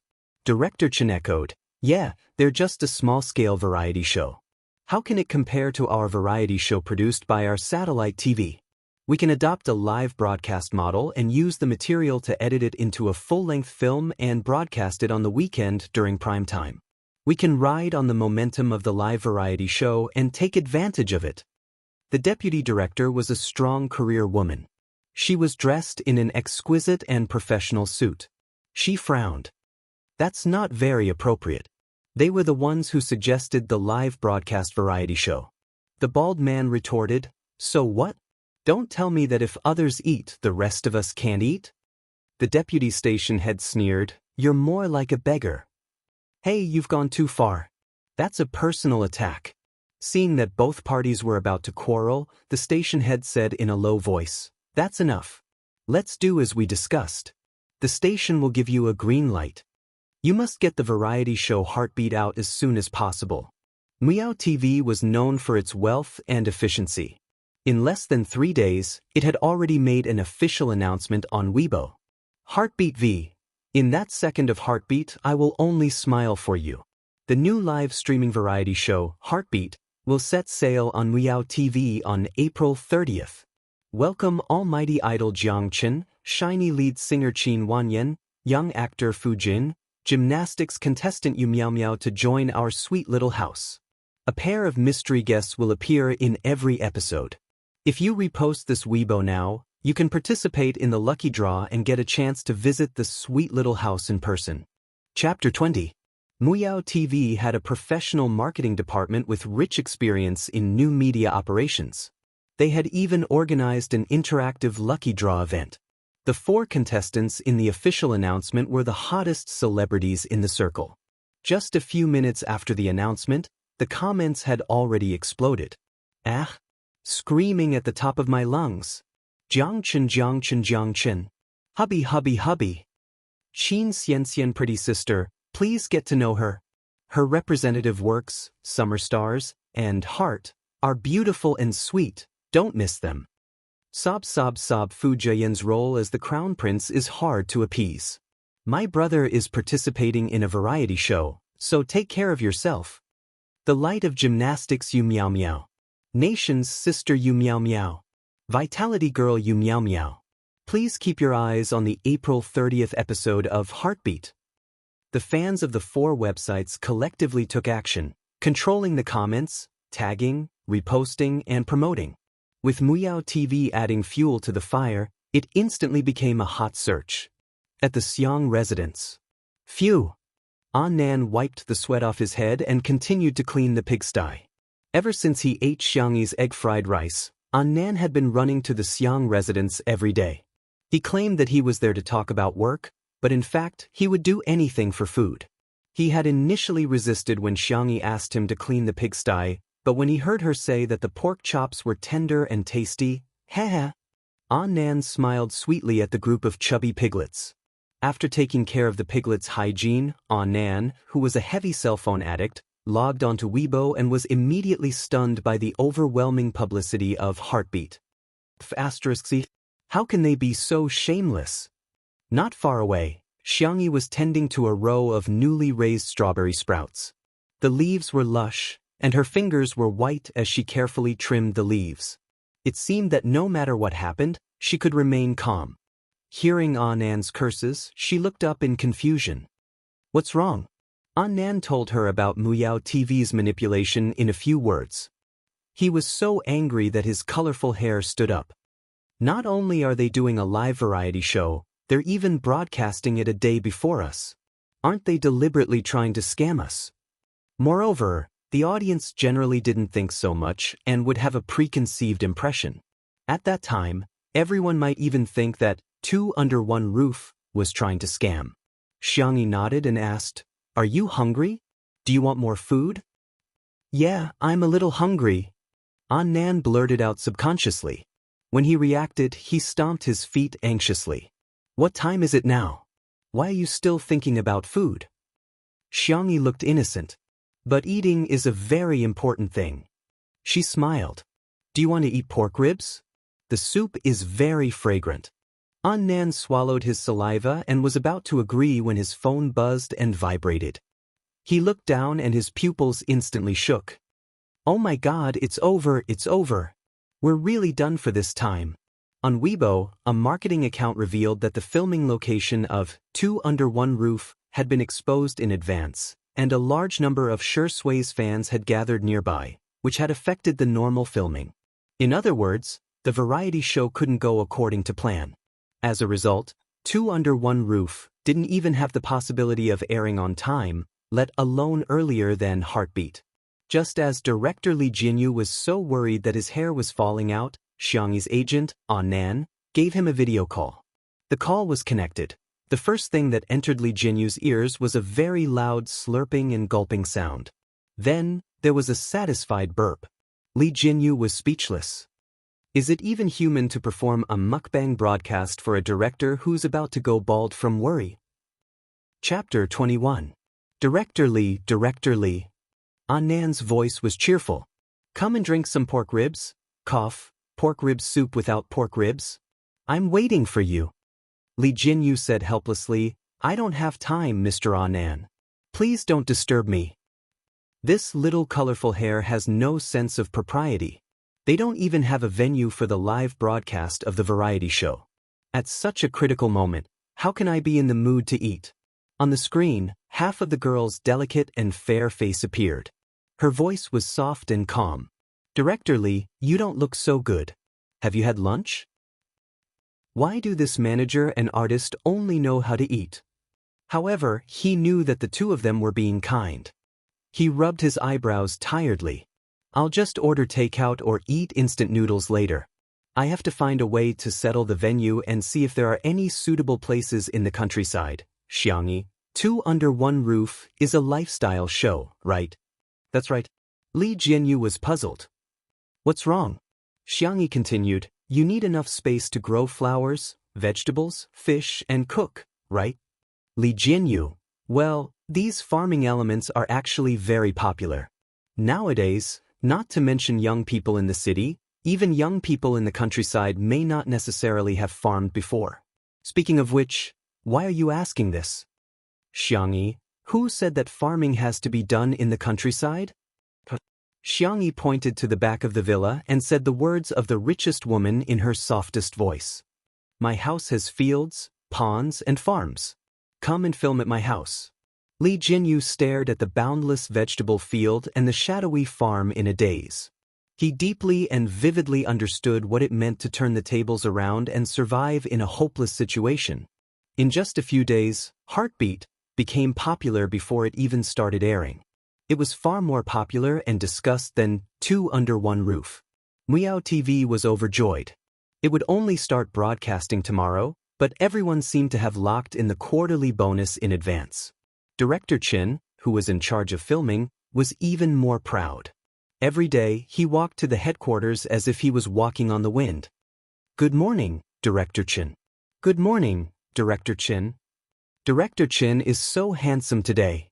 In the elevator, Director Chen enjoyed the crowd's praise and couldn't help but feel a little smug. Ding! The elevator opened and he walked to his office. The compliments were gone, replaced by strange looks from the crowd. Sensing that something was wrong, he stopped and asked an employee at a nearby desk, what happened? Can you directors? Two Under One Roof posted a notice on Weibo a few minutes ago, saying that the show will start at 9:30 p.m. in advance. What did you say?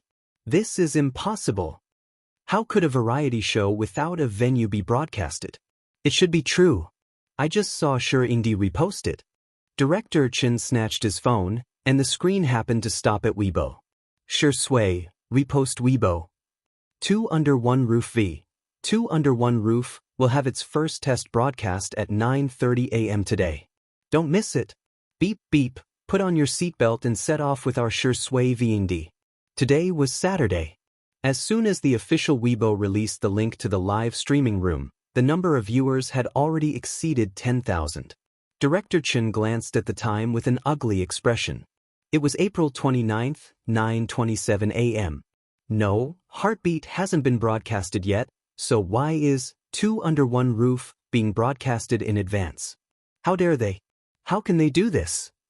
Asterisk full 4,200 recommendation votes plus extra chapters. Good night. Chapter 22. It was so quiet that even a pin drop could be heard. Director Chen took several deep breaths to calm himself down. Pretending to be calm, he said, since they've started the broadcast, let's see what they can do.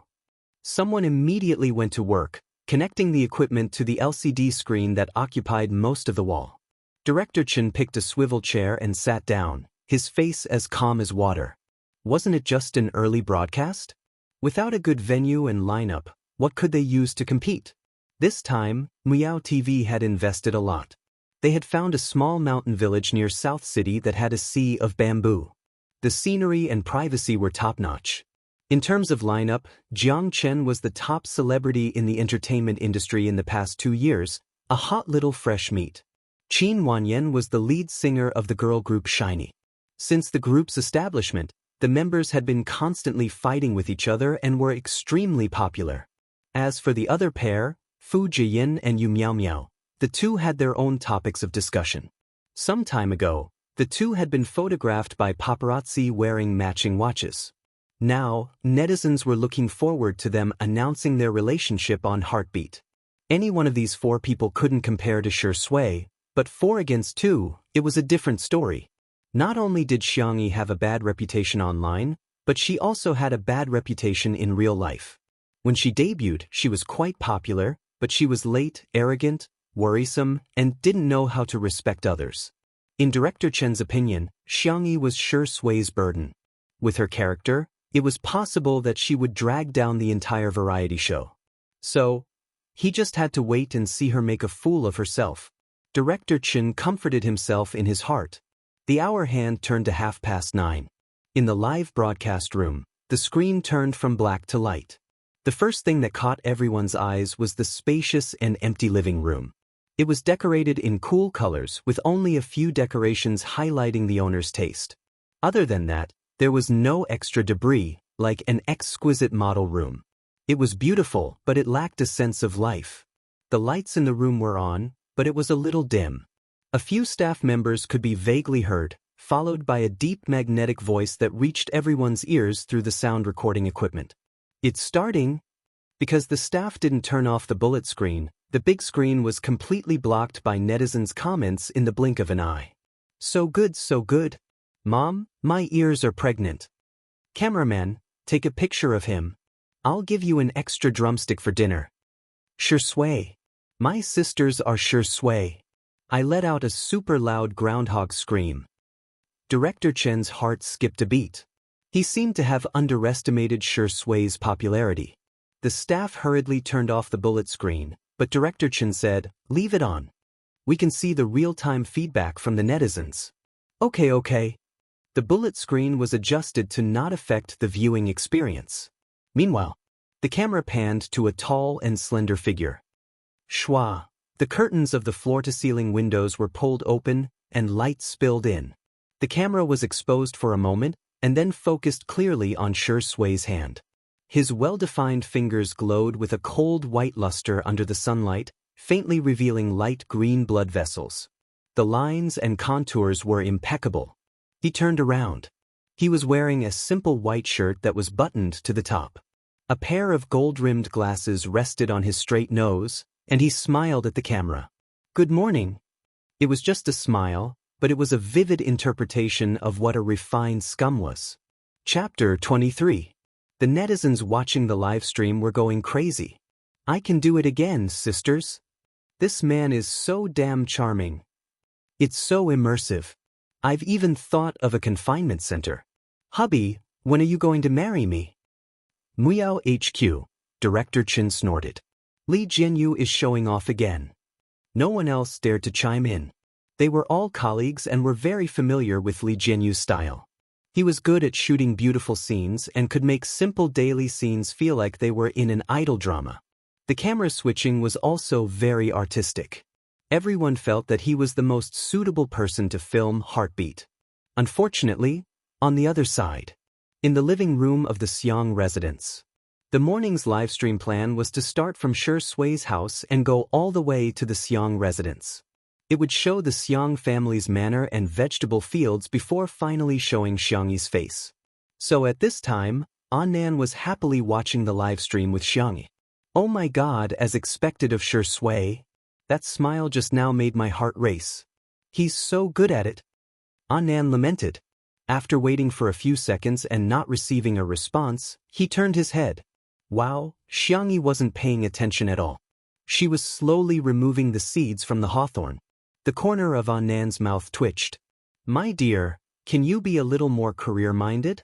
"Xiangyi, well, what do you think counts as career-minded? Just dress up. Look at you, it's already past 9 and you still haven't done your hair and makeup. And look at your clothes, you're not planning to wear this for the live stream, are you? Let's go, I'll help you pick out a pretty dress. Wait for me to finish." Annan was genuinely confused. Where had his dear, who loved to look beautiful to the point of taking care of her heels, gone? The live stream continued. Although Sure Sway's nanny van was spacious, it still felt cramped with the 2 cameramen and other equipment inside.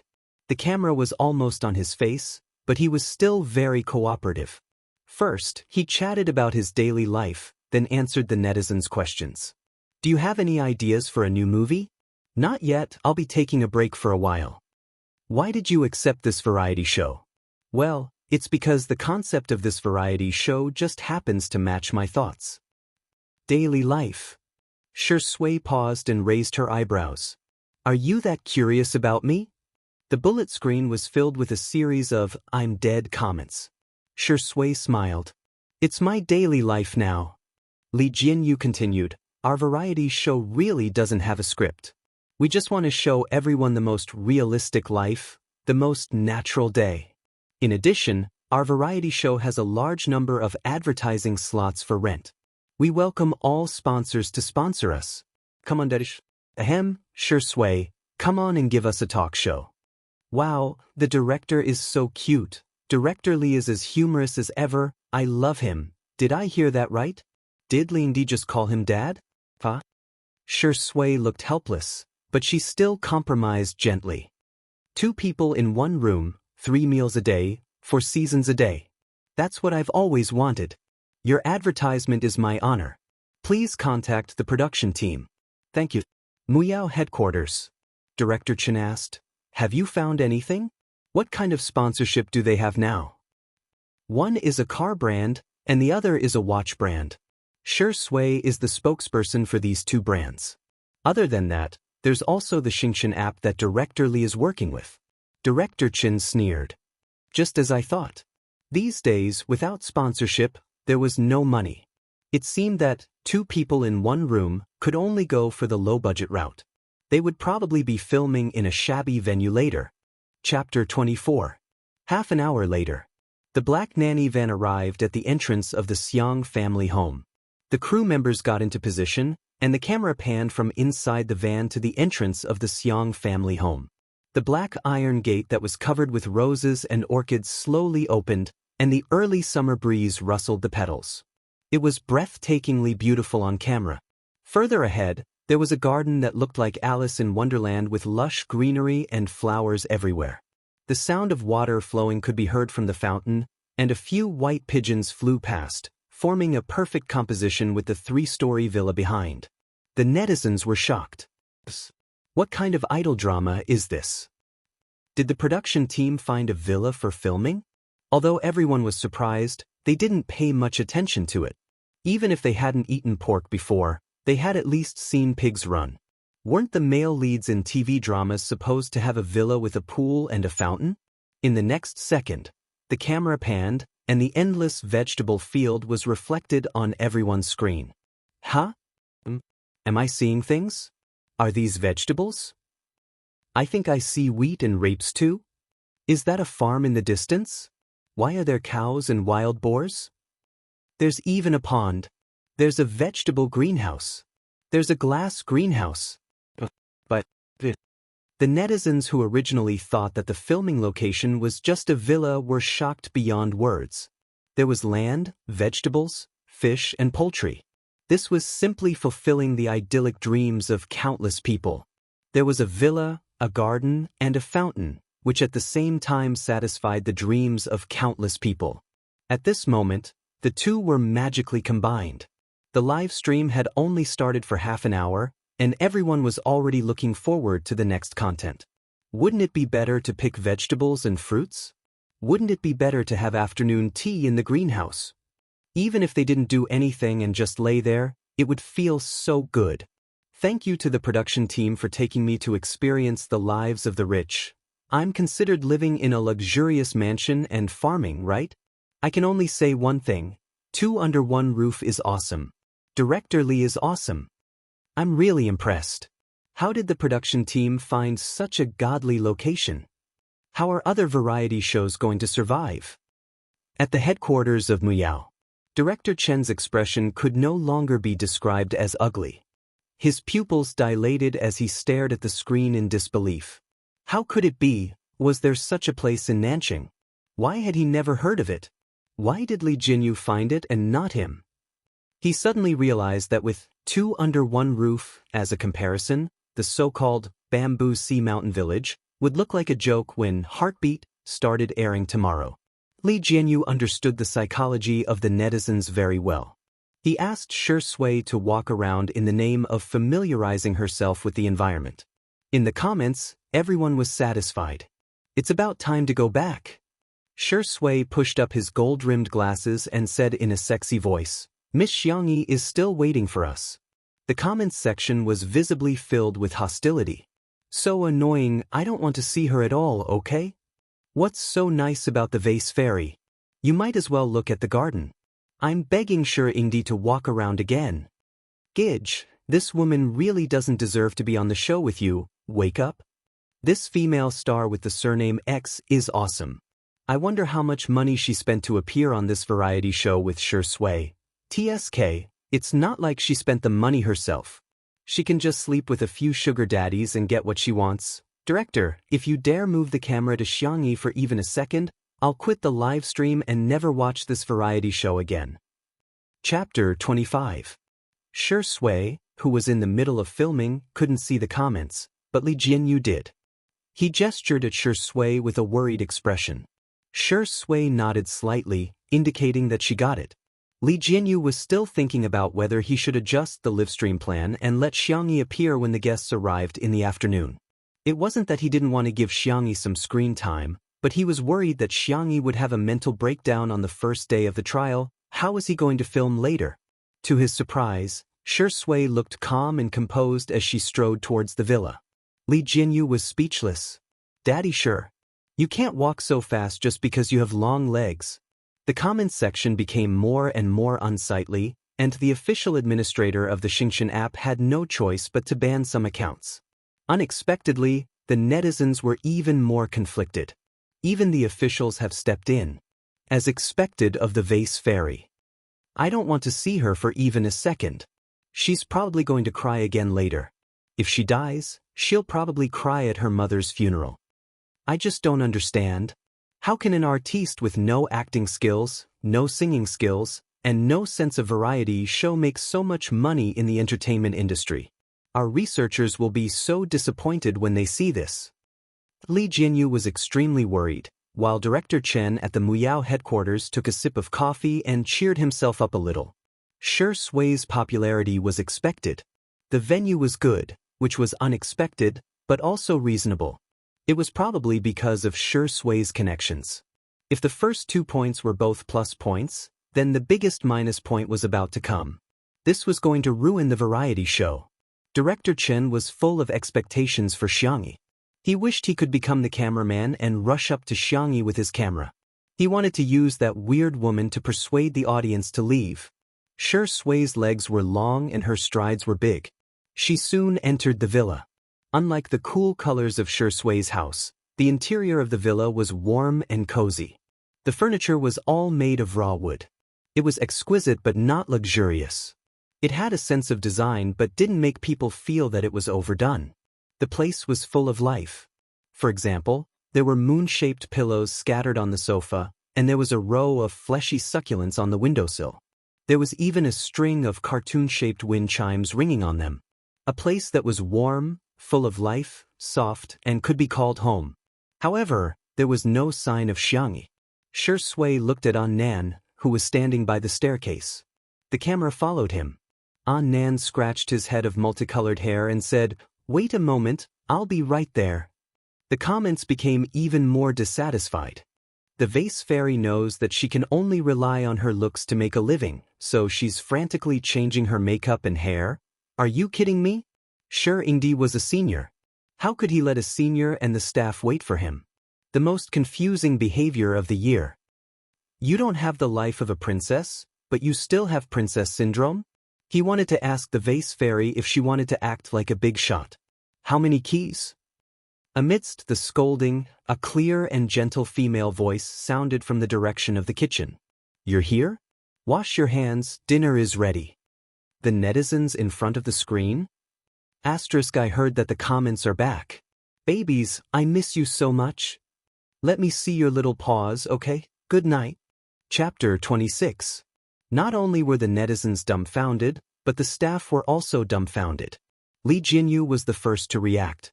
He gestured to the cameraman and asked him to move the camera to Xianxi's side.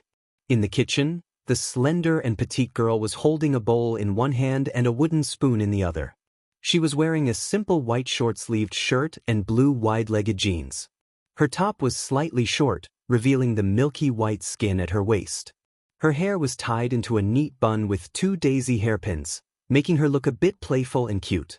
However, her temperament was calm and composed, giving people a comfortable sense of gentleness. The comments immediately changed. Pretty girl, I can do it.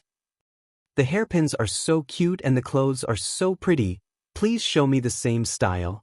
F***ck, I can't hate her anymore. She has such a pretty face, why can't she be forgiven? Li Jianyu, who had secretly glanced at the comments, breathed a sigh of relief. He had to admit that Xianxi's looks were really good, and most people were more tolerant of good-looking people. Seeing that they weren't moving, Xianxi asked in confusion, "Aren't you going to eat? The taste of my cooking should be okay." After everyone relaxed, they finally noticed the rich aroma coming from the kitchen. Gulp. Some people began to swallow their saliva. For the sake of the live broadcast, most of the staff had only eaten a few bites of their breakfast. They didn't notice it when they were working in a tense state, but at this time, the aroma had aroused their cravings. "What did you cook that smells so good?" Shui asked. He had a strong aura and instantly brought back the pace of the filming. Everyone seemed to have woken up from a dream and swarmed into the kitchen. The kitchen was neatly arranged and the utensils were exquisite, completely subverting everyone's impression of Chinese kitchens. On the 3 stoves in the kitchen, there were casseroles slowly simmering over an open fire, with steam rising from them. "Seafood casserole porridge, want to try?" Xianxi lifted the lid of the casserole pot, and the aroma several times stronger than before invaded everyone's nostrils. After the steam dissipated, the cameraman stepped forward and used the high-definition camera to broadcast the scene to countless netizens in real time. The rice was cooked until it was soft and sticky, white and translucent. It was decorated with mushrooms, dried scallops, crab meat, shrimp, peas, and corn kernels. The fire was still on, and the pot of porridge was bubbling. Through the screen, one could almost smell the fragrance of the rice. F***ck. Is the vase fairy's cooking skills that good? She's here. She's here to hype up her food persona again. One look and you can tell it's made by a chef. How could a celebrity know how to cook? To be honest, I'm really hungry. Sob sob, this porridge is too appetizing.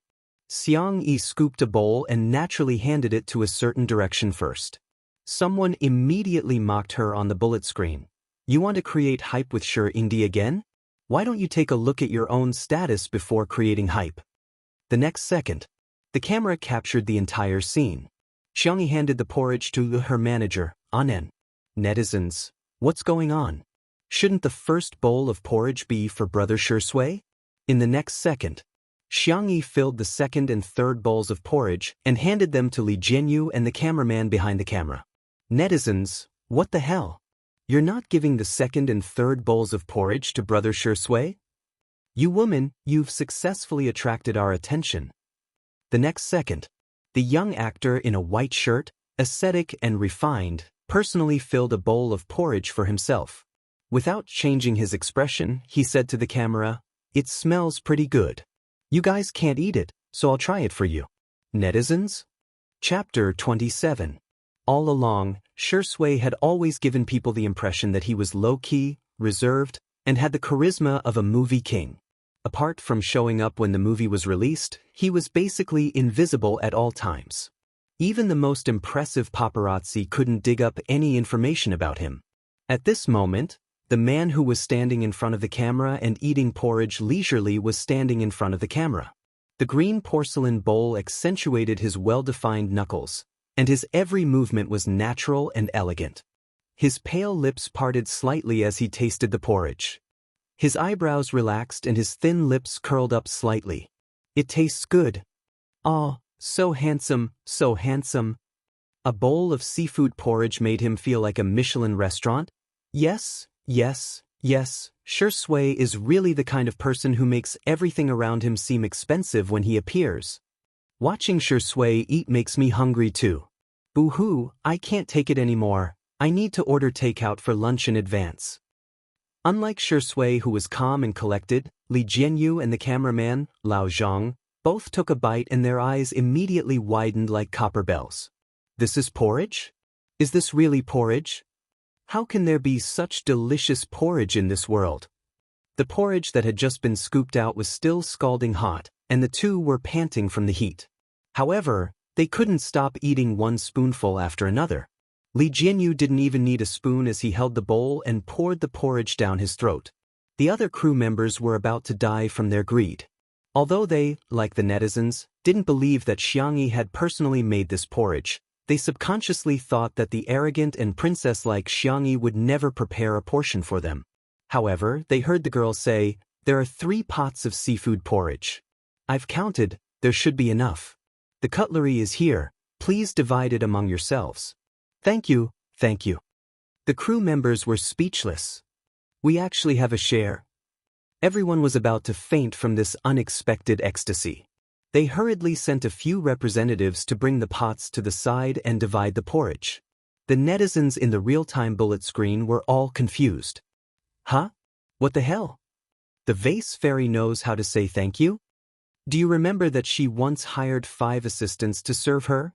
She even had to let others help her wipe her nose? Oh my god, she looks like a completely different person. She can't be pretending, right? Are you deliberately acting gentle and polite in front of Shui? However, no matter how hard the netizens racked their brains, they would never have thought that the person was still the same person, but the soul inside had changed. The staff members took turns to eat the porridge. Most of them were still busy. After all, the live broadcast was still going on. Li Jianyu motioned for Shui and Xianxia to go to the living room. The 2 of them sat down on the sofa. Shui sat upright. As an actor, his figure and bearing were always impeccable. Xianxia, on the other hand, leaned back on the sofa and placed a pillow on her waist.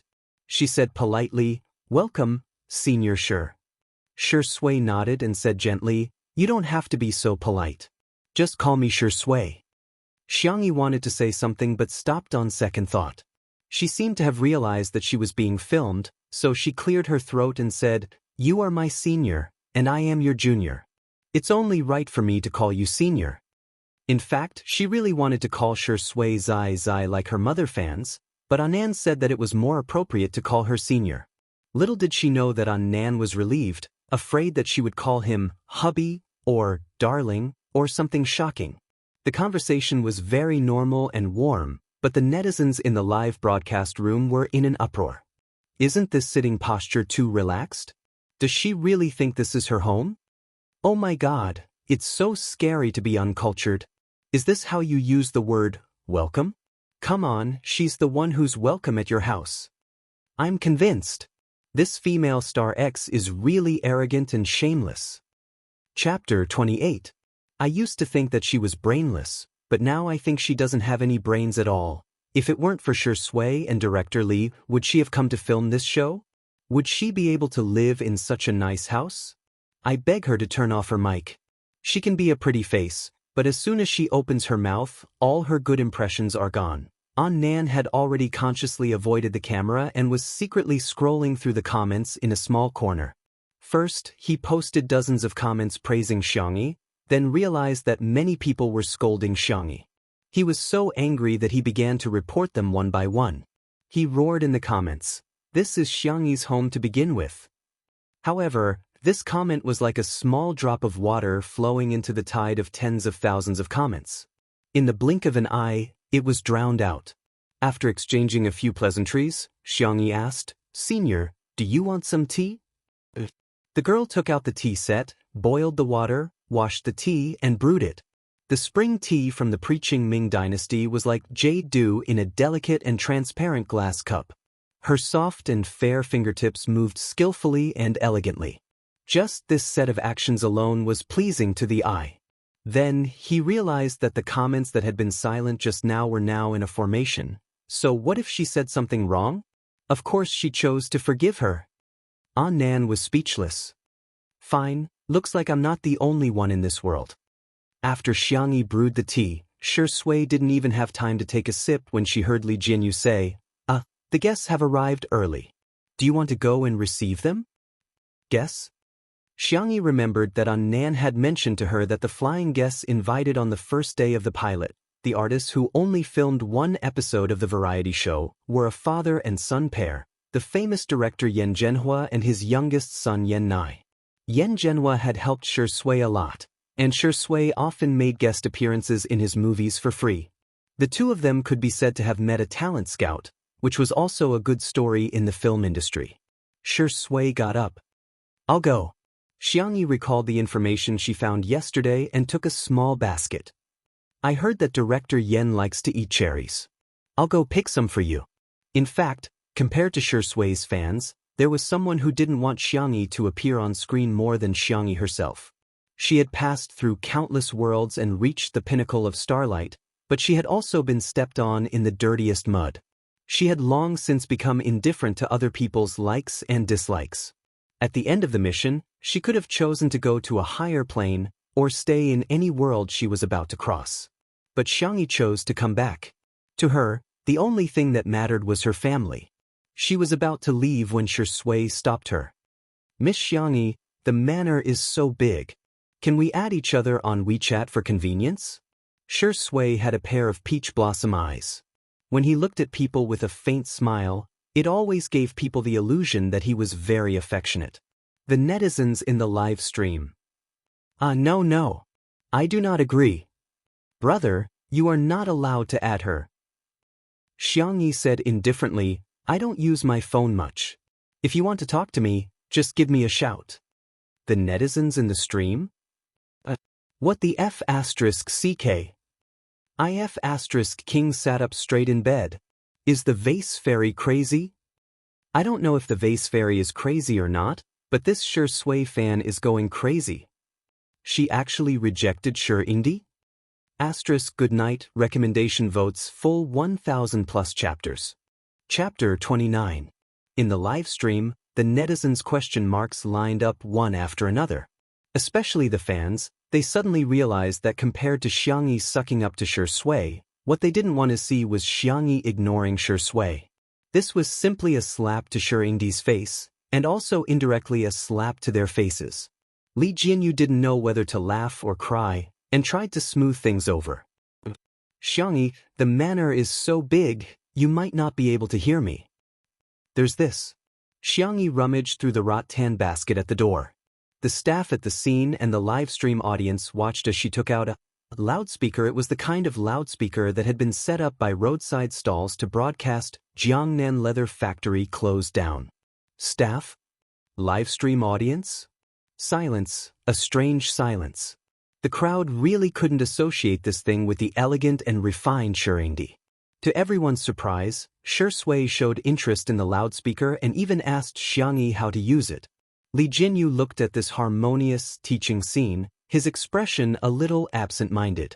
He already had a hunch that the uploaders in the ghost section would clip a video of Shui holding the loudspeaker and playing wallets with the original price of 100, 200, 300, are all 20 yuan. To the music, Xianxia only had to repeat it once, and Shui had already learned it.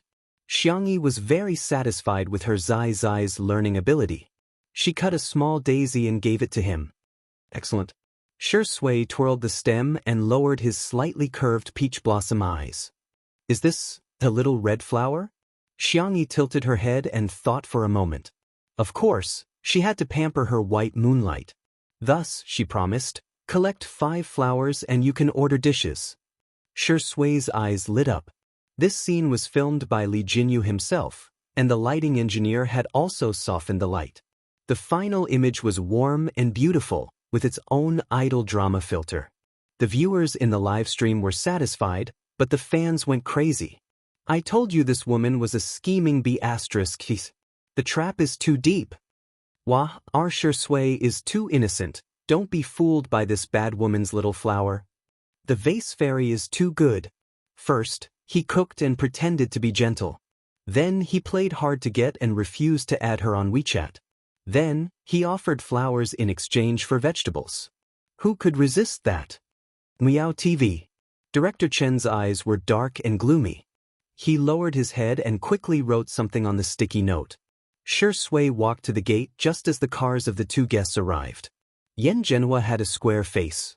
When he wasn't smiling, he looked serious and fierce, but when he smiled, he looked a little silly. Now that he was middle-aged, his figure was inevitably a little out of shape. He had skewers in one hand and a beer belly in the other. Yan Nai, who was beside him, had a thin build. His facial features were good-looking, but his cheeks were a little round and chubby. Dressed in a sporty and casual style, he gave off a youthful vibe. Director Yen, long time no see. Shui took the initiative to greet him. Yen Zhenhua smiled brightly and patted him on the shoulder. After exchanging a few pleasantries, he had Yen Nai greet him. Yen Nai hadn't officially debuted yet, so he looked a little shy in front of the camera. Hello, Uncle Shi. Does it make you sound old by calling him that? Why don't you call him Big Brother? Yen Zhenhua teased. Shui gently said, let him be. Just call him a kid. I'm old enough to be an uncle anyway.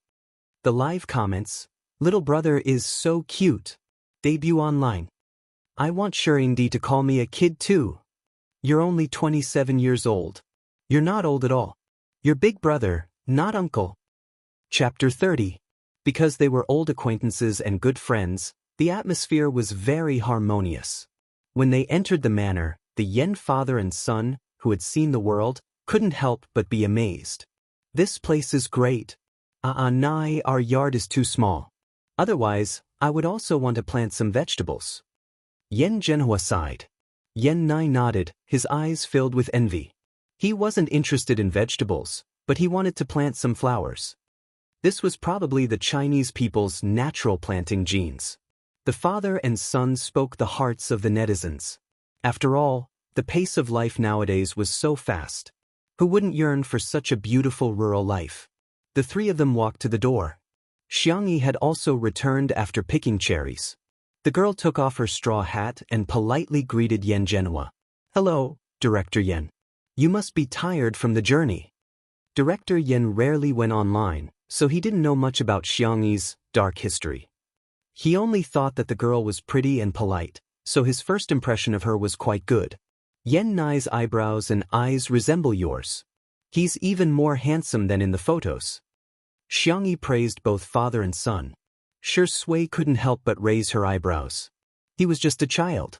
What was there to distinguish between handsome and not handsome? Parents liked it when others praised their children.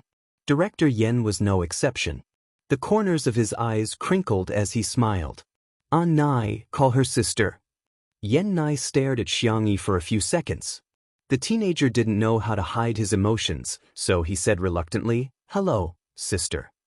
Xianxia sensed that he seemed to be a little resistant to her, but she couldn't be bothered to investigate. She had always been more patient with girls and children. I just picked some cherries from my yard. I'll wash them with salt water. As she spoke, everyone's eyes fell on the small basket she was carrying.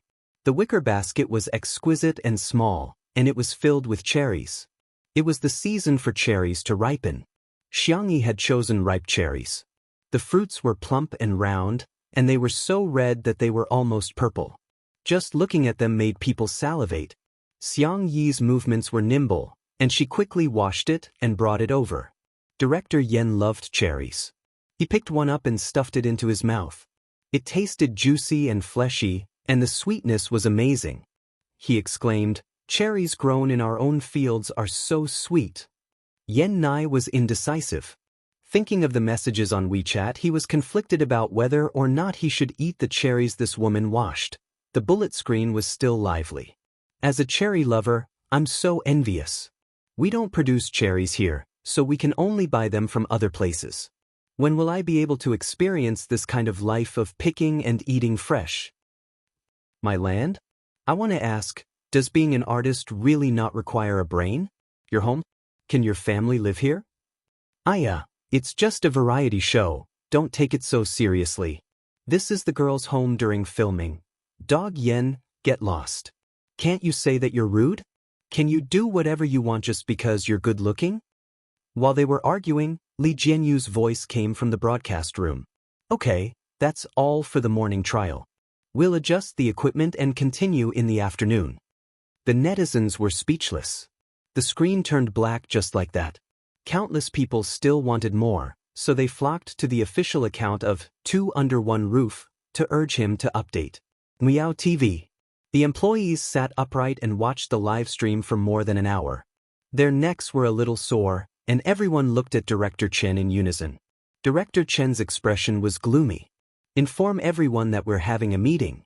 Get the person in charge of the PR department to come see me. Sure, sway shouldn't be criticized, right? It didn't matter. That Xianxia, who didn't know any better, was a ready-made live target. Chapter 31. After the live stream was paused, Li Jianyu made a simple summary and announced the statistics of the morning's live stream. Our highest number of viewers reached more than 6 million. We're number 1 for the same time period. Thank you for your hard work, teachers. The staff applauded. But Li Jianyu changed the topic. After all, today is Saturday and Daddy sure. Teacher sure has his own popularity. If our content is not attractive, even with the gimmick of a live variety show, it will be difficult to maintain the popularity. Although Yan Zhenhua was only a flying guest, he still gave a suggestion. You chose a very good venue. I think the production team can give out missions, and when the guests complete them, they can receive a certain reward. For example, pick a basket of cherries and get a dish for lunch. Thank you, Director Yan. We'll take your suggestion seriously. Then, Li Jianyu, the scriptwriter, producer, and others went for a discussion. Xianxia asked, Senior Sure, Director Yan, what do you want to eat for lunch? Yan Zhenhua thought the production team would order takeout, so he said casually, Nanxing's crayfish is quite famous. How about crayfish? Xianxia looked at Sure Sui. The young actor nodded slightly and said gently, I'm fine with anything. What an easy child to raise. As for Yan Nai, Xianxia ignored him. She wouldn't waste her feelings or time on people who hated her. Yan Nai, who was about to express his opinion. He felt like he was being targeted. The phone in his sweatpants kept vibrating. Yan Nai hesitated and found a quiet corner before taking it out. The messages were all from one person. Sister Wanyan, Big Brother, are you there yet? Sister Wanyan, wow, I'm watching your live stream. You're so handsome today. Sister Wanyan, actually, I didn't want to talk to you about this, but Xianxia, she's really? I'm not trying to drive a wedge between us. She and I used to be good friends, but because I advised her not to seduce Shuringdi, There were a few screenshots below. Qin Wanyan tried to contact Xianxia via WeChat, SMS, and other methods, but Xianxia didn't reply. Yan Nai pursed his lips in distress. His father was busy and his mother was strict. Qin Wanyan's appearance was like a gentle and caring big sister. He was especially dependent on Qin Wanyan and almost saw her as his own sister. In the past year, Qin Wanyan and Xianxia had become good sisters and best friends. He'd seen Xianxia a few times, and indeed didn't have a good impression of Xianxia. She was vain, boastful, and had a bad attitude towards the service staff. More importantly, she had once treated him. Yan Nai's face paled as he recalled that scene, and the nausea welled up again. But he had a sensitive and self-abased personality. He didn't dare say anything harsh to Xianxia, so after thinking about it, Yan Nai thought of the most harsh sentence he could think of, helplessness. Sister, don't worry. I won't eat anything she touches. Chapter 32. On the other end of the screen, Qin Wanyan was speechless. The corners of her mouth twitched uncontrollably on her exquisitely made-up face. Was this Yan Nai an idiot? She had said so much because she wanted him to deal with Xianxia. It would be best if he had a conflict with her. If that happened, the netizens would definitely curse Xianxia to death. But he didn't eat anything she touched. What kind of threat was this?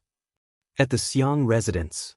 When he saw Xianxia begin to process the crayfish, Yan Zhenhua was surprised. Young lady, you can cook? A little, Xianxia said calmly. The crayfish were originally prepared for Xiang Feng. They were soaked in clear water in advance and added salt and a suitable amount of white vinegar. At this time, they were almost done spitting out sand. Xianxia used a small brush to scrub the shell and pincers one by one. She cut off the cheeks and heads and removed the veins. Everything was handled so neatly that even people with obsessive-compulsive disorder and mysophobia couldn't find fault with it. Yan Zhenhua looked at her skillful movements and knew that her cooking wouldn't be bad. He praised, "Not bad, young lady. There aren't many young people who can cook these days." Yan Nai secretly clenched his fists. Although he loved crayfish, he would never eat Xianxia's cooking. Not even a bite. Xianxia's movements were meticulous and neat. It didn't take long for her to process all the crayfish. She asked, "Director Yan, Senior Sure, can you eat spicy food?"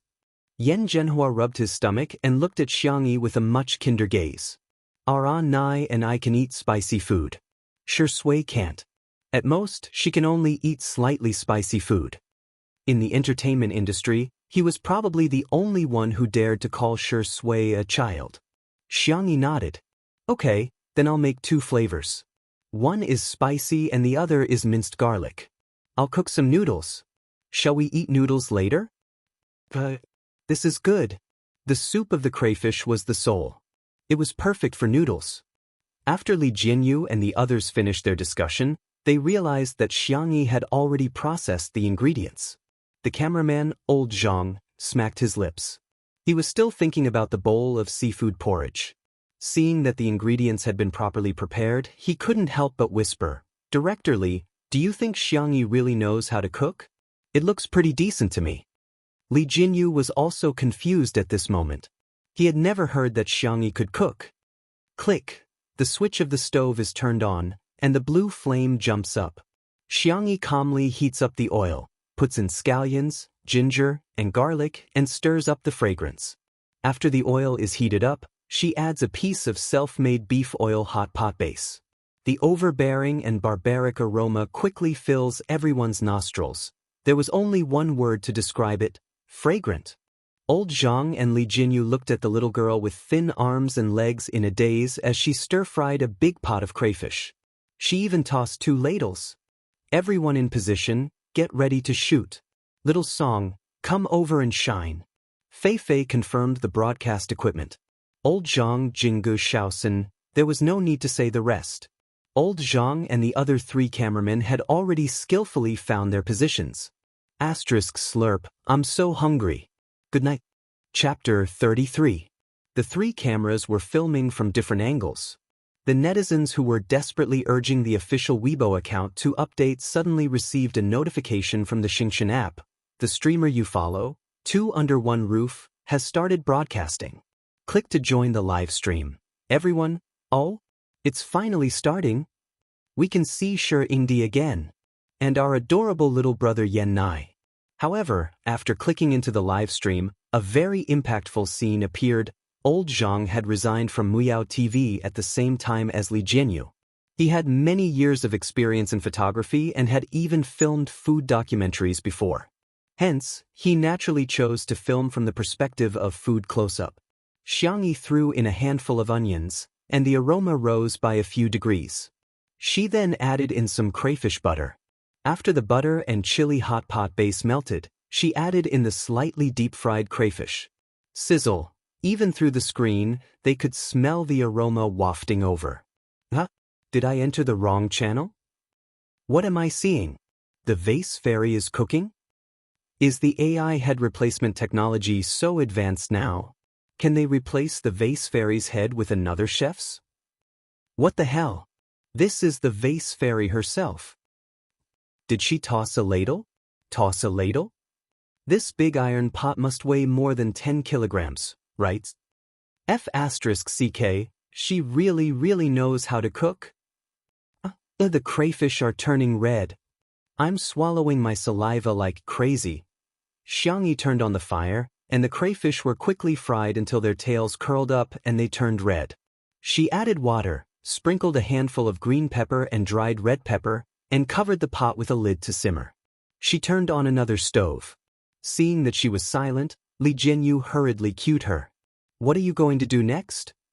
Garlic crayfish, Xiangyi answered calmly, as if she didn't care about the camera. She glanced at the crayfish and then looked away. Li Jianyu's heart skipped a beat. If she didn't say anything, would the rate of abandonment soar?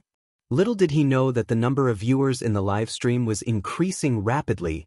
The netizens who slept in the morning or those who were on break didn't get to watch the live stream for the first time. It was lunchtime and it was also the weekend, which happened to be the time of peak traffic. Why would they watch a video while eating? Of course, he had to look at the food. The girl on the screen was beautiful without makeup. Her skin was fair, and her slender wrists looked weak. However, she could easily lift a big iron pot and operate 2 stoves at the same time. This alone was enough to attract attention. Most importantly, the crayfish she stir-fried looked too delicious. The atmosphere in the live broadcast room was surprisingly harmonious. Why are these hands suddenly so black, clever and virtuous? What kind of fairy is this? Slurp, my tears are falling from the corners of my mouth. Wu Sister E, I want to go to your house to eat crayfish. I don't eat much, one basin is enough. At one point, the camera cut to the living room to broadcast the interaction between Shui and the Yen father and son. Although the comments were also very active, they were far less active than Xianxi's cooking. There were also a large number of netizens who strongly requested that the live broadcast be switched back to the kitchen. Li Jianyu? We seem to be a lifestyle variety show? How did it become a gourmet live stream? Forget it, gourmet food is also a part of life. He pointed the camera at Xianxia with a clear conscience. At this moment, the 2 pots of steaming hot crayfish were served one after another. Chapter 34. Xianxia didn't just pour the crayfish into the plate. Instead, she lowered her head and carefully arranged the dishes. Her fair and soft hands seemed to be performing a magic trick as she arranged the 2 large pots of crayfish into the shape of flower petals. She took out a transparent glass bottle and gently shook her wrist, embellishing it with white sesame seeds. The 2 cold dishes, crispy cucumber salad and sour and spicy lemon radish, were also decorated with carrots carved into flowers. In the live stream, oh my god, it looks even better with this arrangement. Amazing, it's so F***ing amazing. She instantly made it look like I can't afford it. I just ordered crayfish takeout and there's still 40 minutes to go.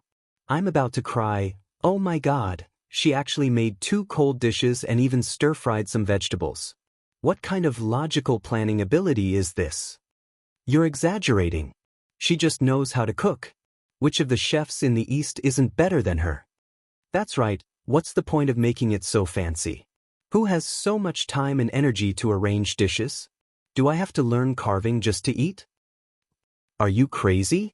You're living a rough life, but you don't allow others to be refined? The live comments were a mess, but in reality, it was a joyous occasion. Yen Zhenhua called Yen Nai over to serve the dishes while he himself was itching to cook some scrambled eggs with tomatoes. He happily carried it out and placed it next to the crayfish. Come, I'll add another dish for you kids. Thank you, Director Yen. The location for the meal was in a pavilion in the garden, surrounded by a sea of flowers and birds flying past from time to time. It was so beautiful that it looked like a scene from an anime. Yen Zhenhua was craving the moment he smelled the aroma. He didn't even bother to put on disposable gloves as he peeled a spicy crayfish. The rosy and glossy crayfish had been handled very cleanly without a trace of odor or dirt. The moment it entered his mouth, the fresh and spicy soup splashed out between his lips and teeth. The smooth and tender crayfish meat only felt numb after he swallowed it, but more than that, there was an endless aftertaste. You're a good cook, young lady. Yen Zhenhua praised sincerely before immediately peeling another one. Spicy enough. It's strong enough. All chefs would be very happy when their food was recognized, and Xianxia was no exception. She smiled and pushed a pot of boiled edamame in front of Yen Zhenhua. This is boiled in light salt water, it can relieve the spiciness. Yen Zhenhua's eyes lit up. Crayfish and edamame are a perfect match. Young ladies are particular about people. Shui couldn't eat spicy food, so she chose the garlic-flavored one. The young and handsome man slowly put on his gloves and peeled the prawns in a refined manner, as if he was cutting a steak in a top-notch Western restaurant. After entering the mouth, the aroma of garlic bloomed on the tip of the tongue, but it was not choking. Instead, it blended with the aroma of various spices. The spiciness of the green pepper was neutralized with sugar, and the sweet and spicy garlic taste was easily acceptable. Shui's movements were still graceful, but her eyebrows were relaxed and her long legs were slightly bent. She was in an extremely relaxed posture. The only one who was in pain was Yen Nai. The aroma of the 2 flavors of crayfish wafted into his nose. He was clearly full in the morning, but now his stomach was so empty that he was about to faint from hunger. The young man's clean and slightly protruding Adam's apple kept moving up and down as he struggled wildly between eating and not eating. He looked at Xianxia with watery eyes. He didn't know if it was because of the smoke in the kitchen, but her appetite wasn't good. After eating 2 mouthfuls, she quietly peeled the crayfish. Her hands were nimble, and in the blink of an eye, she had peeled a small bowl full. Yen Nai's heart skipped a beat. If she peeled the crayfish for me personally, then I can't refuse her kindness. It would be impolite to refuse, and I'll do as she says. Chapter 35. Just one bite. The young man clenched his fists, nervous and expectant. Unexpectedly, Xianxia placed the bowl of peeled prawns in front of Yen Zhenhua and continued peeling the garlic prawns without a word. Yen Nai, so it wasn't for me. In her beautiful and clear eyes, a trace of disappointment flashed uncontrollably. The live comments were filled with sarcasm and ridicule. Hey, I thought highly of the vase fairy because of her cooking skills, but I didn't expect her to lick Director Yan's boots so easily. It's all about the dishes. Director Yen is a big shot in the film industry after all. She probably wants Director Yen to arrange a role for her, but she doesn't know how bad her acting skills are. She's still peeling? Is she going to give the next one to Xianxia? This woman is so disgusting. Will she die if she doesn't please men? Forgive me for being blunt, but I don't think her cooking is that good. Director Yen and Xianxia probably ate it out of respect. Didn't you see Yen Nai only eating tomato scrambled eggs? In the blink of an eye, Xianxia finished peeling the second bowl.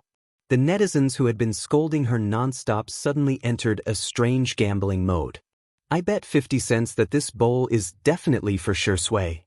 No. I think this scheming woman should give it to Yen Nai. I'm dying of laughter. Your brother hasn't even debuted yet.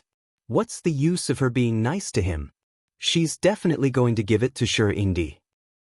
Some Xianxia fans might have forgotten that your idol was rejected even when she asked for WeChat. Picking sides at the slightest disagreement was an essential skill for the netizens of this era. Everyone stared at the bowl of prawns peeled by Xianxia on the screen. Who would give it to Xianxia? Or Yen Nai? The handsome and charming Xianxia? Or the shy and adorable little brother? Amidst everyone's anticipation, the girl calmly took off her gloves, picked up the prawns and left. Everyone. Li Jinyu called out to her. Xianxia, where are you going? Xianxia looked back at him innocently. I'm cooking noodles and giving An some crayfish to try. Everyone? What plot did I miss? Who is An? If I remember correctly, she's the vase fairy's manager? Sister Yi's manager is super cute.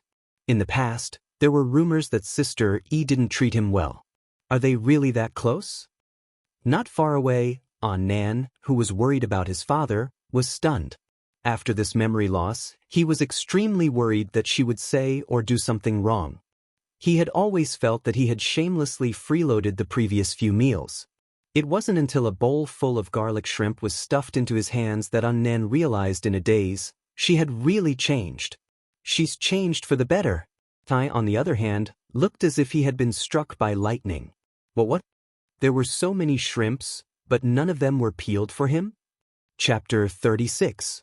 Xianxia, who was next to him, raised her eyebrows slightly and slowed down her actions of peeling the crayfish. After adjusting the equipment in the afternoon, the live stream was divided into several rooms. The main live stream was similar to a normal variety show, with the camera constantly switching between each person. Each guest also had their own personal live stream, with a cameraman filming the entire process. At present, Xianxia's personal live stream had the most viewers, followed by the show's main live stream, followed by Yen Nai, Yen Zhenhua, and finally Xianxia. The comments in Xianxia's live stream were quite lively. Raising an eyebrow is so cool. I'm reminded of Gija's paranoid pervert role in Rainy Night, again. Hey, why do I feel like Xianxia is a little upset? It's like a kindergarten kid who didn't get his favorite toy. I'm so pissed off. Xianxia is poisonous. She's peeling crayfish for her manager but not for us Xianxia? The vase fairy seducing Xianxia makes me angry, but the vase fairy ignoring Xianxia makes me even angrier. Xianxia's cameraman was old Zhang. His style was very similar to Li Jinyu's, who liked to shoot beautiful scenes. Thus, he stood a little further away, wanting to take a shot of Xianxia from afar. Xianxia happened to not be very sensitive to the camera, so the main camera was still filming Swordplay and the others. Thus, she chatted with Annan for a while. Is it good? Annan nodded like he was pounding garlic while stuffing crayfish into his mouth. The delicious food made him less vigilant, and he didn't notice old Zhang in the distance. I thought you were going to peel for Swordplay. Xianxia was puzzled. Why should I peel for him? Didn't you say to avoid suspicion? If there were no cameras, Xianxia would definitely peel for Swordplay. Swordplay's figure was naturally tall and straight, but in Xianxia's eyes, he was too thin, as if the wind could blow him away.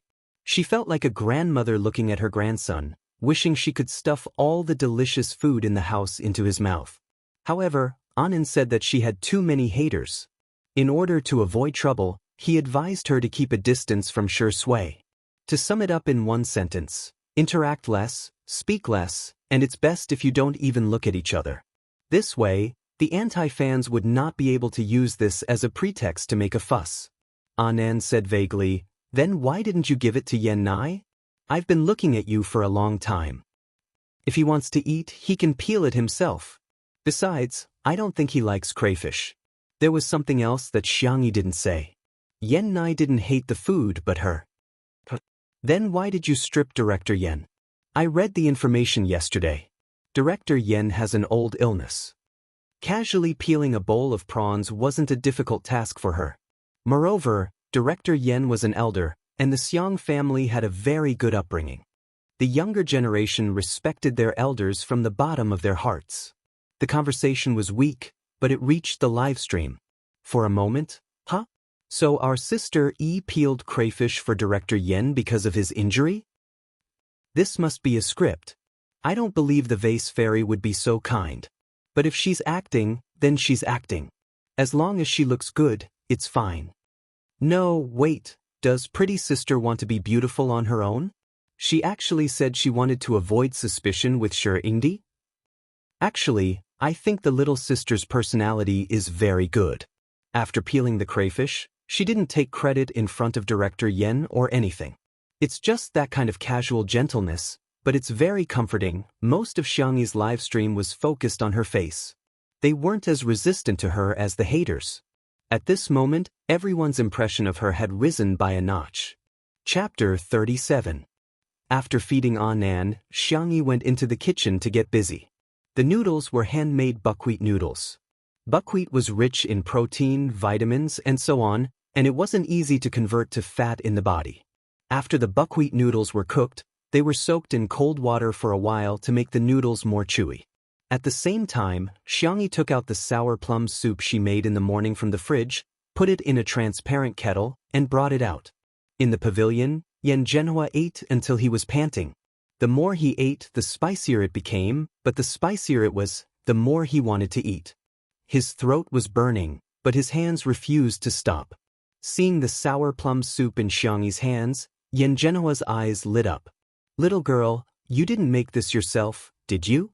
Xianxia poured him a cup and sprinkled some osmanthus on it. Then she replied gently, yes, I cooked it with dark plum, hawthorn, tangerine peel, licorice, and rock sugar. I just took it out of the fridge, so it's a bit cold. Drink slowly. Xianxia couldn't wait to taste it. The iced sour plum soup was sweet and sour, and the fragrance of osmanthus seemed to linger between his lips and teeth. His throat, which had been smoking just now, felt much better after drinking a few mouthfuls. At this time, Xianxia used the serving chopsticks to mix the buckwheat noodles into the crayfish soup. According to the order, she first filled a bowl for Xianxia, then filled a bowl for Swordplay, which wasn't spicy. Xianxia ate scrambled eggs with tomatoes for a long time. It was bad enough that his mouth was tasteless, but it wasn't enough to satisfy his hunger. Boys his age were at the age when they could eat, so after eating half a plate of scrambled eggs with tomatoes, he still felt hungry. He eagerly waited for Xianxia to fill a bowl with noodles for him and then enthusiastically persuade him. Then, he would reluctantly eat a bowl. Just one bowl. This was just an acknowledgement of her cooking skills. It definitely didn't mean that he forgave her. He didn't expect Xianxia to fill the third bowl for himself. Then she put down the serving chopsticks and glanced at Xianxia indifferently. This is buckwheat noodles. I don't know if you can get used to it, but you can try it yourself. Her attitude wasn't actually cold, but Yen Nai inexplicably cowered. I'm not hungry. Xianxia lowered her head to eat. Weak, helpless, and pitiful Yen Nai. He felt as if there were 8 big words written above Xianxi's head. Eat it or not. If you don't want to eat it, then forget it. If it were someone else, they might have been concerned about Yen Nai. However, Yen Zhenhua was very magnanimous and only cared about eating by himself. Shi Sui looked gentle, but she had a sense of propriety when interacting with others. She would never meddle in other people's business. Therefore, the more Yen Zhenhua enjoyed the meal and the more full he was, the more pain and hunger Yen Nai felt. Burp. Yen Zhenhua, who had eaten his fill, burped. Shi Sui also stopped eating. Xianxia silently begins to clean up the table. Yen Zhenhua is a little embarrassed. An Nai, help your sister clean up. Xianxi's portion was on the larger side, and Yen Nai didn't eat a single bite. Shi Sui didn't eat spicy food, so there was still some spicy crayfish left. Yen Nai nodded and really began to clean up. This young master, who had never done any household chores, was in a difficult position. Should I throw these away? The question was directed to Xianxia, but he couldn't bring himself to call her sister. In his heart, the gentle, intellectual, and understanding Qin Wanyan was his sister. She didn't deserve it. The live comments, Ah Wei is dead. This little puppy is too soft and cute. Boo-hoo, I miss little brother Rua's face, and those little boobs are so cute. Don't throw them away. Give me the address, I'll take a taxi there and eat it all. Ahem. Li Jinyu cleared his throat behind the camera and shamelessly said, Little brother Yen Nai, our production team is willing to take back the leftovers. Yen Nai was stunned. That's not very good. After all, it was leftovers. Would anyone really be willing to eat them? Chapter 38. The next second, all the staff members on site nodded in unison. Yen Nai. Little did they know that the bowl of seafood porridge in the morning had only whetted everyone's appetite. Later, when they smelled the aroma of the crayfish, if it weren't for their professional ethics, they would have turned into hungry wolves and rushed over to grab the food. Xianxia, there's still sour plum soup in the fridge. Do you want it? The girl's voice was soft and polite, which sounded like the sound of nature in the ears of the staff. Li Jinyu said without reservation, Yes, yes, yes. Then I'll go get it. No, no, no, Teacher Xianxia, please take a seat. We'll do it ourselves. The audience in the live stream? They were still calling her Xianxia in the morning, but now they're calling her Teacher Xianxia. This must be the most unscrupulous program in history. Wait, a slow, low voice reached everyone's ears. Shi Sui's thin lips curled into a lazy, evil smile. How do you calculate the return fee? Huh. Yen Zhenhua reacted quickly and chimed in. That's right, this recycling of old cell phones and home appliances even has to change pots and scissors. The program crew, damn, how could they forget about these 2 old foxes? After some negotiation, Shi Sui proposed a humiliating clause. The program crew had to help clean up, including but not limited to cleaning up the dishes, washing the dishes, wiping the table, etc. The netizens in the live stream initially thought that the program crew wouldn't agree, but the camera changed. More than a dozen staff members surrounded the small amount of crayfish. Those with fast hands could grab 2, while those with slow hands could only grab 1. They couldn't bear to eat it all at once and slowly ate it in their hands, as if they were eating some precious and expensive delicacy. Not to mention the noodles, each person could only pick 1 portion. Everyone couldn't care less about cleanliness as they carefully soaked the crayfish soup before eating it like it was a treasure. The satisfied expressions of the staff members were too real. Only then did the audience realize that Xianxi's cooking was really delicious. I'm hungry. I opened the mysterious yellow app again. Haha, good thing I ordered takeout early. I can watch while eating. The earlier I spend, the earlier I can enjoy. I'm dying of laughter. In other variety shows, it's always the production team squeezing the guests dry. I didn't expect it to be the other way around. This is the first time I've seen the production team help the guests clean up. With someone helping to clean up, Xianxia was also happy to be free. She poured a cup of sour plum soup and sipped it. Yan Zhenhua and Shui chatted about the past for a while. They talked about the tough experience of filming in the deep mountains. That day was a night shoot, and it was raining. Using the jokes you youngsters use, that rain was heavier than the day Yiping went to ask her father for money. Shui was filming a fighting scene.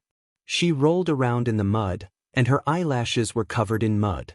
Although Yan Zhenhua was getting on in years, he was still very humorous. When he spoke, it was as if he was doing a monologue. But after that day, our crew had a farmhouse restaurant's earth-pot chicken. It was really delicious. Xianxia didn't interrupt, but she listened very carefully. From time to time, she would nod or smile in response. She said softly, "There's an earth-pot stove in the small kitchen. Shall we make earth-pot chicken or stew for dinner?" Yan Zhenhua slapped his thigh excitedly. Good, good, good. Do you want to burn some firewood? I'll go chop some firewood right away." A certain well-known director had completely forgotten that he had come to the show to chat and relax with Shui. "Xianxia, you have an old injury on your hand, let me do it." Yan Zhenhua was stunned for 2 seconds before smiling. "You're quite meticulous, young lady. You peeled the crayfish for me because of an injury?" There was an uproar in the live stream. Asterisk, there are over 200 comments on this chapter. I'll add more today. The bad student Nuan is going to catch up on her homework. Good night. Chapter 39. Huh? Is that why the vase fairy peeled prawns for Director Yen? I suddenly feel like the vase fairy isn't that annoying anymore. It's like she's a different person. Oh my god, my impression of Xianxia has really changed. Not only is she a good cook, she's also meticulous and knows how to take care of people. It's true, it's true. I was just watching Pretty Sister's stream and heard her conversation with her manager. She even took the initiative to avoid suspicion with Sure Indy. Hype? A dog can't stop eating sh*t. How can the vase fairy change? It's just a script. There are so many fools these days who still believe the celebrities in variety shows are real. There was a lot of discussion in the comments. Some people had changed their opinion of Xianxia, while others were still relentlessly criticizing her. However, everyone's unified thought was, Xianxia would definitely show off in front of Yan Zhenhua. Unexpectedly, the girl only smiled faintly. "I'm going to chop wood." That's it? She didn't take credit, didn't show off her meticulousness, and even remembered such a small detail like Director Yan's old injury? Yan Zhenhua was even more satisfied with Xianxia. "Let's go, Shui. Let's go take a look." Shui pushed her gold-rimmed glasses up her nose and followed. Yan Nai was also dragged along by his father. The small kitchen was a traditional Chinese-style building. There was a pot, a stove, and corresponding kitchen utensils.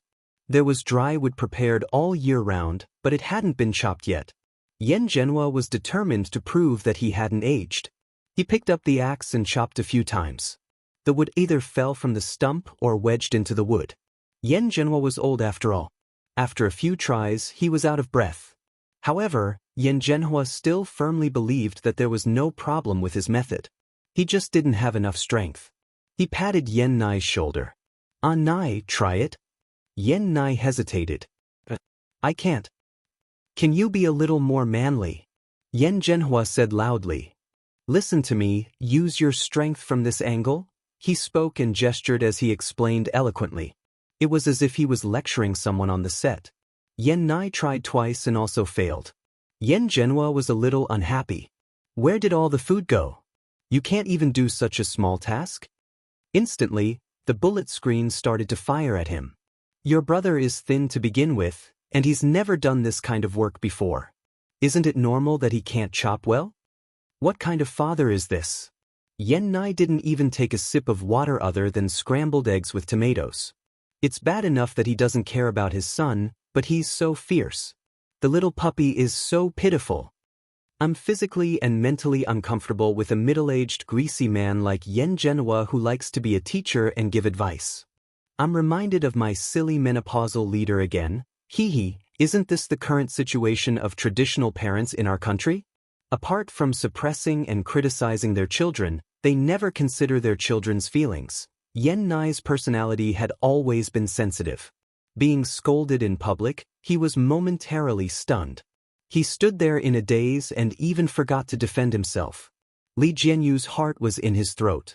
He was afraid that the atmosphere would become awkward because of this. Suddenly, he heard the man's low chuckle. "Teacher Xianxia, can you teach us?" The netizens were speechless. "Brother, you're too flirtatious. Who can resist that?"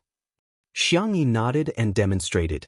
The girl raised her hand and the axe fell, splitting the wood into two. Her movements were clean, neat, and valiant. It was as if she was cutting a cake. In an instant, the netizens were speechless. "Pretty girl? No, no, no, pretty sister is too much." Chapter 40. Xiangyi's display of skill shocked countless people in front of the screen. The on-site staff were also shocked. They thought Xiangyi was just joking, but they didn't expect her to really know how to chop wood.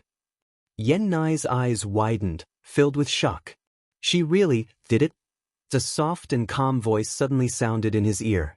"It's not that you don't have enough strength, it's that there's a problem with your technique. Try this." Yan Nai froze for a few seconds before realizing that Xiangyi was teaching him. She slowed down her movements, her tone was patient, and her explanation was logical. Yan Nai tried it after listening and actually managed to chop a slightly smaller piece of wood. Yan Zhenhua was happy, but he was a typical male chauvinist. He snorted. "You only chopped one piece, what's there to be happy about?" He didn't think much of it. After all, Yan Nai's grandfather and his father had taught him this. Yan Nai's eyes that had just lit up gradually dimmed. Live comments. "Yan Zhenhua is poisonous. What's wrong with praising your son? Must you attack him like this?" A round of applause rang out. It was Xiangyi who was supporting him. "That's amazing." Yan Nai shyly clenched the wooden handle of the axe. It's nothing, she was the woman he used to hate, but now he was being praised, very happily. Shi Sui's lips curved slightly as she cooperated. "Yeah, An Nai is good at learning and practical." The young boy was even happier. If he had a tail, it would probably be wagging. Xiangyi looked at Yan Zhenhua and smiled. "Director Yan, aren't you going to praise Yan Nai?" Yan Zhenhua waved his hand. "Oh, how can I say that? Praising an actor was fine, but praising his own son, that was too embarrassing. I think children should be praised more." Xiangyi picked up another axe and chatted while chopping wood. "When I was a child, I liked it when my elders praised me. Every time they did, I was especially motivated." This statement resonated with many people. "It's me, the more the teacher praises me, the more motivated I am. I really like to flatter my sisters, and I also like it when my sisters flatter me in different ways. Sister E is so hardworking. She's so efficient, so valiant and gentle. Woo-woo, I'm turning from a passerby to a fan." Yan Nai didn't have any expectations for Yan Zhenhua. He actually knew that his father loved him, but his way of expressing it was reserved. Therefore it didn't matter. He didn't really need his father's approval. But unexpectedly, Yan Zhenhua coughed. That is not bad. Keep up the good work." Yan Nai jerked his head up and stared at his father in disbelief. Yan Zhenhua felt embarrassed after praising him. He touched his stomach and looked away. "I'll go take a look at the chickens. I can't chop firewood, but I'm good at killing chickens." Chapter 41. The live comments. Director Yen can't be at Sundra, right? I actually think Director Yen is very cute. Chicken? Don't come over, I'm going to scream." Director Li Jianyu, who had been paying attention to the netizens' comments throughout the entire process, heaved a sigh of relief when he saw the change in the live comments. Thinking back, he realized, did Shi Sui and Xiangyi inadvertently work together? And they even cooperated perfectly? Li Jianyu didn't have time to think about it in detail as his attention was attracted by the comments praising Xiangyi.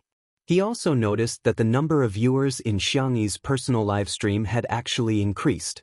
Although the increase wasn't huge, it was a reflection that more and more viewers were becoming interested in her. Perhaps, there was a deeper meaning behind Daddy Shi's recommendation of Xiangyi to star in this live variety show? Yan Zhenhua ran to the chicken coop to take a look.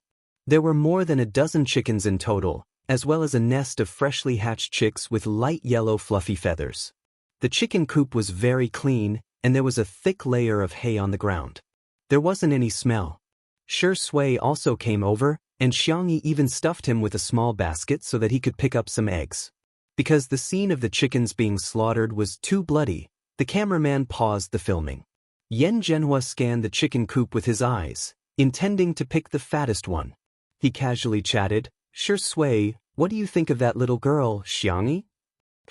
Shui slowly picked up an egg. The female staff at the side couldn't help but look at him. His fair and slender hands with distinct joints didn't look like someone who would do such a thing at all. But when he did, it was incomparably elegant and pleasing to the eye. Yan Zhenhua smiled and said, "If you ask me, this little girl is pretty and has a good temper. She's a good match for our Anai." Shui paused in his actions of picking up the eggs and continued unhurriedly, "Director Yan, Anai is still a child. Yan Nai was only 17 years old this year and was underage. I just asked around, the little girl is 3 years older than our Anai. As the old saying goes, a woman 3 years older than her husband would carry a golden brick. Look at this, when fate comes, it can't be stopped. This is simply a match made in heaven, a match bestowed by heaven." The more Yan Zhenhua thought about it, the more convinced he was. He slapped his thigh and said, "If this is really done, I will give you a big red packet. In the future, the little girl won't call you senior anymore. She'll call you uncle like Anai. We'll be a loving family." Shui had always been gentle and courteous, but for some reason she was silent today. Unfortunately, Yan Zhenhua, a straight man, was already immersed in the image of Xianxia and Yan Nai's baby surrounding him and calling him grandpa. On the other side, halfway through the scene of chopping firewood, there was a signal problem, and the live broadcast had to be temporarily suspended. Xianxia, on the other hand, didn't stay idle. She found a food container and prepared to pick some fruit for Xiang Feng to send to the driver. Yan Nai didn't know where his courage came from, but he stopped her. Xianxia? Stop, I have something to say to you." Xianxia turned back, her eyes indifferent. "What's the matter?" Meeting her clear eyes, Yan Nai suddenly stuttered, If there's nothing else, I'm leaving." Yan Nai was anxious and blurted out, "Why are you ignoring Sister Wanyan? She's clearly doing this for your own good. Why don't you understand her at all?" Xianxia was at a loss. "Who?" Yan Nai said indignantly, "It's fine if you pretend not to know me, but do you also pretend not to know Sister Wanyan? Xianxia, you have no heart." A question mark slowly appeared on top of Xiangxi's head. This chapter was updated after reading the comments on QQ. There will be an update in the morning, so it will be late, so I'll say good night first. Chapter 42. Known. Condition A. The child knows me. Condition B. The Sister Wanyan that the child mentioned knows me. Condition C. I don't know them. From this, it could be understood that he was a friend of the person who occupied her body. After sorting it out, Xianxia said good-naturedly, "Sorry, I lost my memory. I forgot all the memories of the past year." How could Yan Nai believe her? The little boy trembled with anger. You're lying again. You used to lie all the time, saying you lost your memory and tricking Sister Wanyan into being nice to you." He lowered his eyes, feeling wronged. Why did you pretend you didn't know me? You were the one who confessed to me, and the one who touched my hand was also you, Xianxia." In a flash, Xianxia understood what was going on. No wonder Anan and Xiang Feng always used the word waste. Well, it was on. So the one who occupied her body was a sea king? Thinking of the scumbag who took the little white flower to break up with her, Xianxia actually felt a little pity for him. He cuckolded at her, she cuckolded him, she cuckolded him, she cuckolded him, he cuckolded her. This was simply like a wonderful frog eating a wonderful crispy horn, wonderful entering Mickey Mouse's wonderful house, wonderful to the extreme. The little boy's eyes were red, and his eyelashes were stained with moisture. His bad attitude towards her had a reason, so Xianxia couldn't help but feel a little more like spoiling a cub. "Yan Nai, look at me, look into my eyes, okay?" The girl softened her voice, almost coaxing a child. Yan Nai hesitated, then raised his eyes. Xianxia patiently explained, "Have you ever heard of dual personality? Maybe you don't believe it, but in the past year, do you really think the Xianxia you knew and the current me are the same person?" Xianxia was stunned. Indeed, they didn't look alike. That Xianxia had frivolous eyes, vain and pompous, and when she touched his hand, it was really disgusting. But the girl in front of him now had a gentle temperament, clear eyes, and eyes that seemed to be full of stars.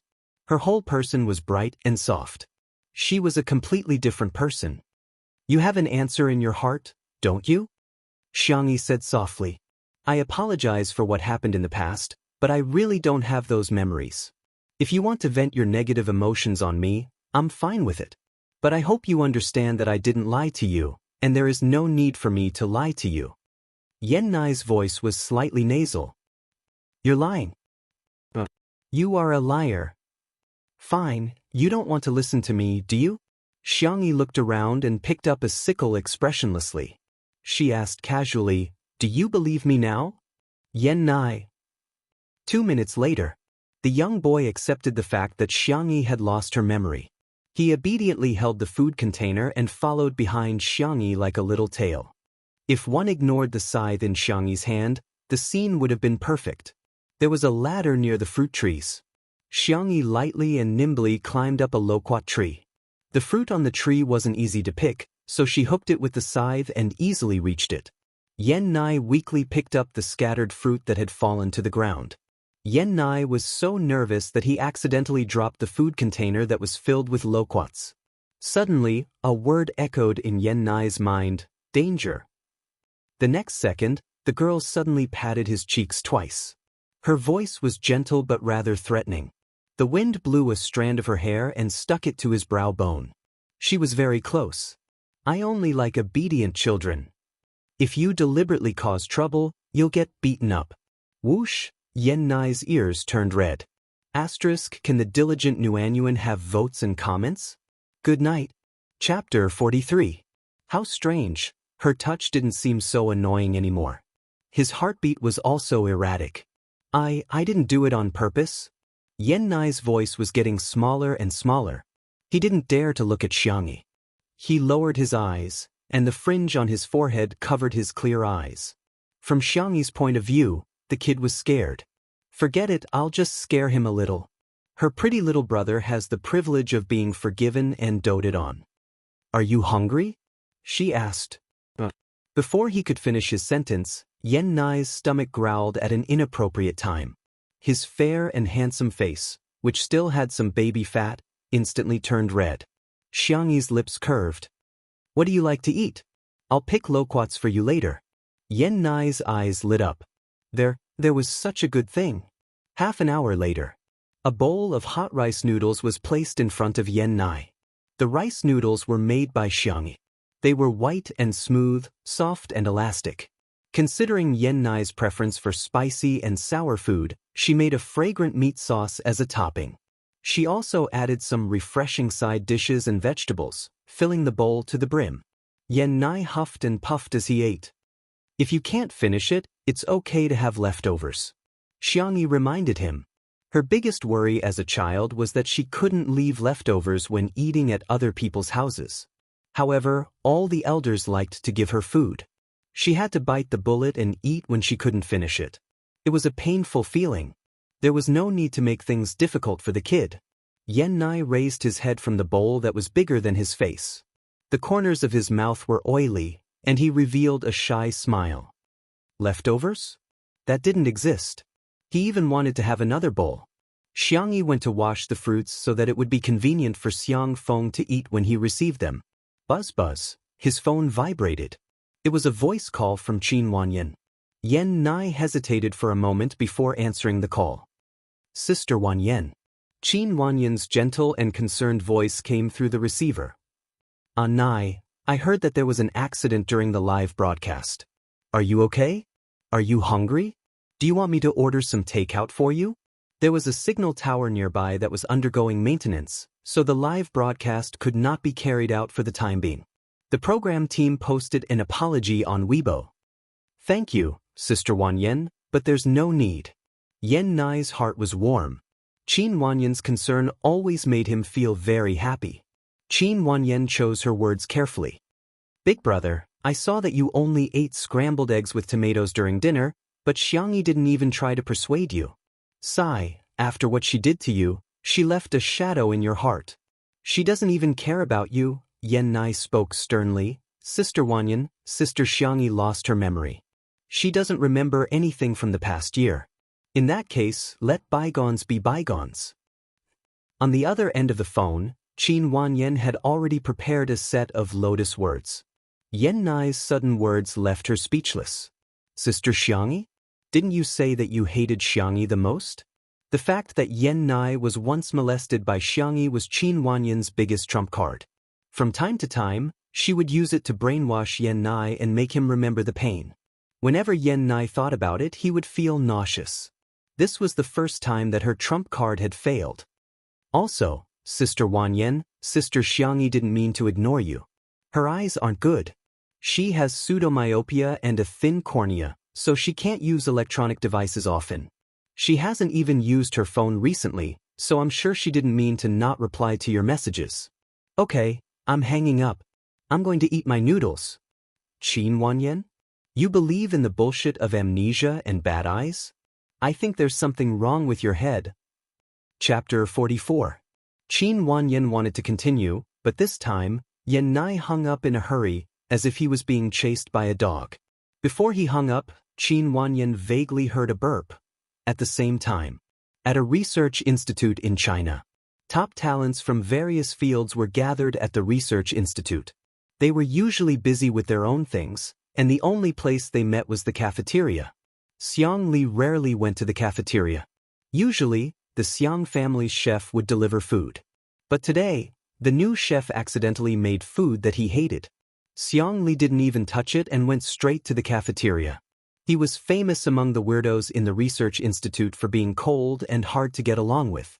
The only person he was closest to was the little fatty in the laboratory next door. Brotherly, today's braised pork and crab roe buns are delicious. The little fatty enthusiastically recommended the menu as soon as he saw him. He looked at the tablet on the table as he ate.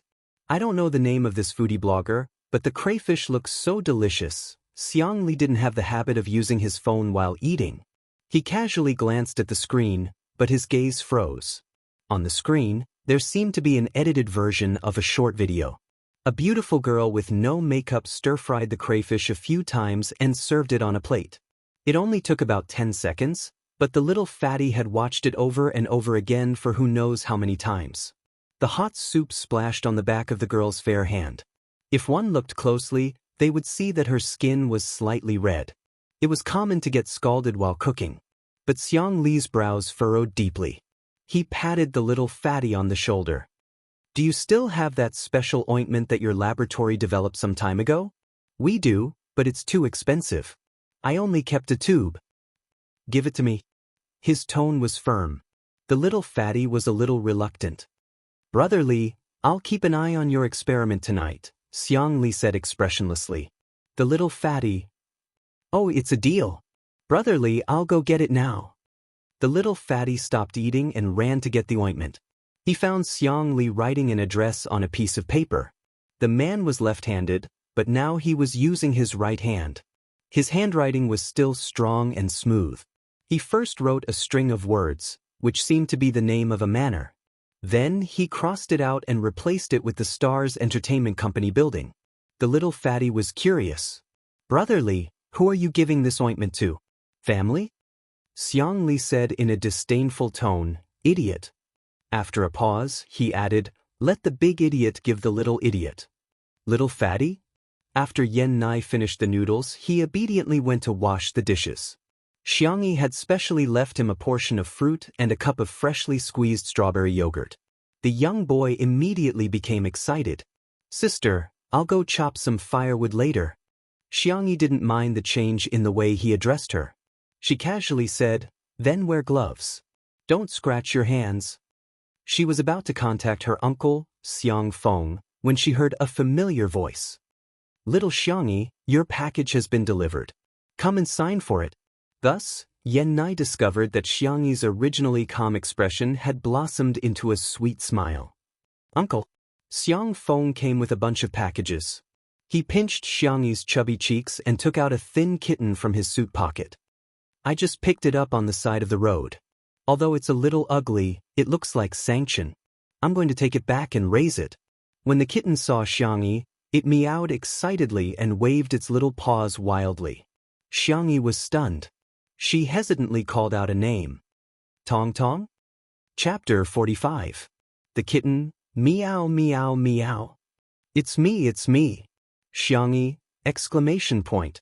The girl, who had always been calm and collected, was surprised. Xiang Feng, what bucket? Bucket bag?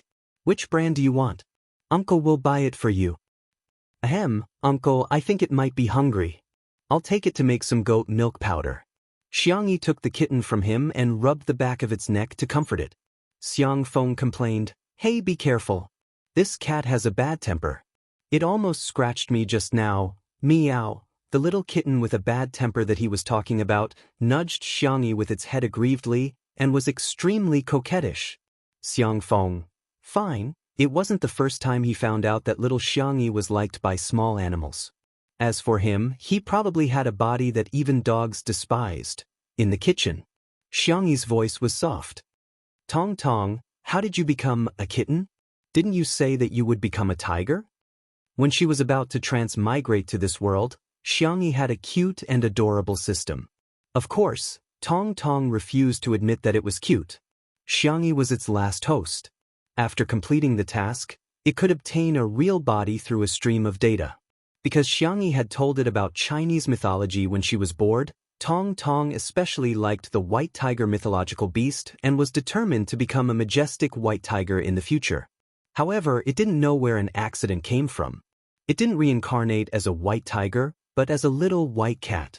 Meow meow meow meow. I'm so angry. Tong Tong's life was so difficult.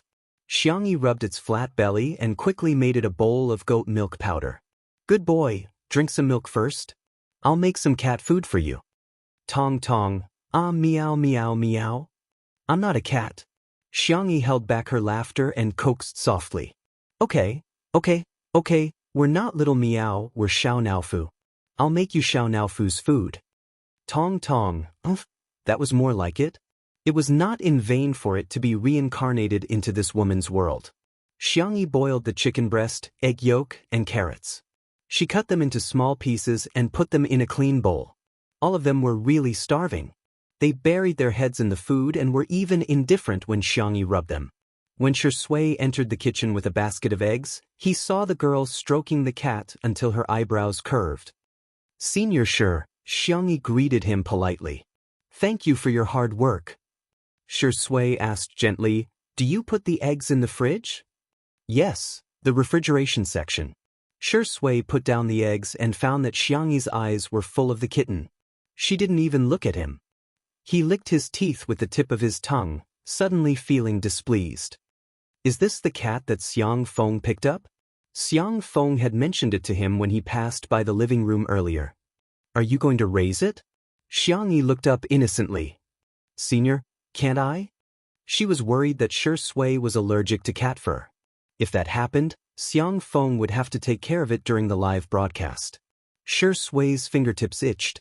He wanted to touch the cigarette box, but he resisted the urge. You can.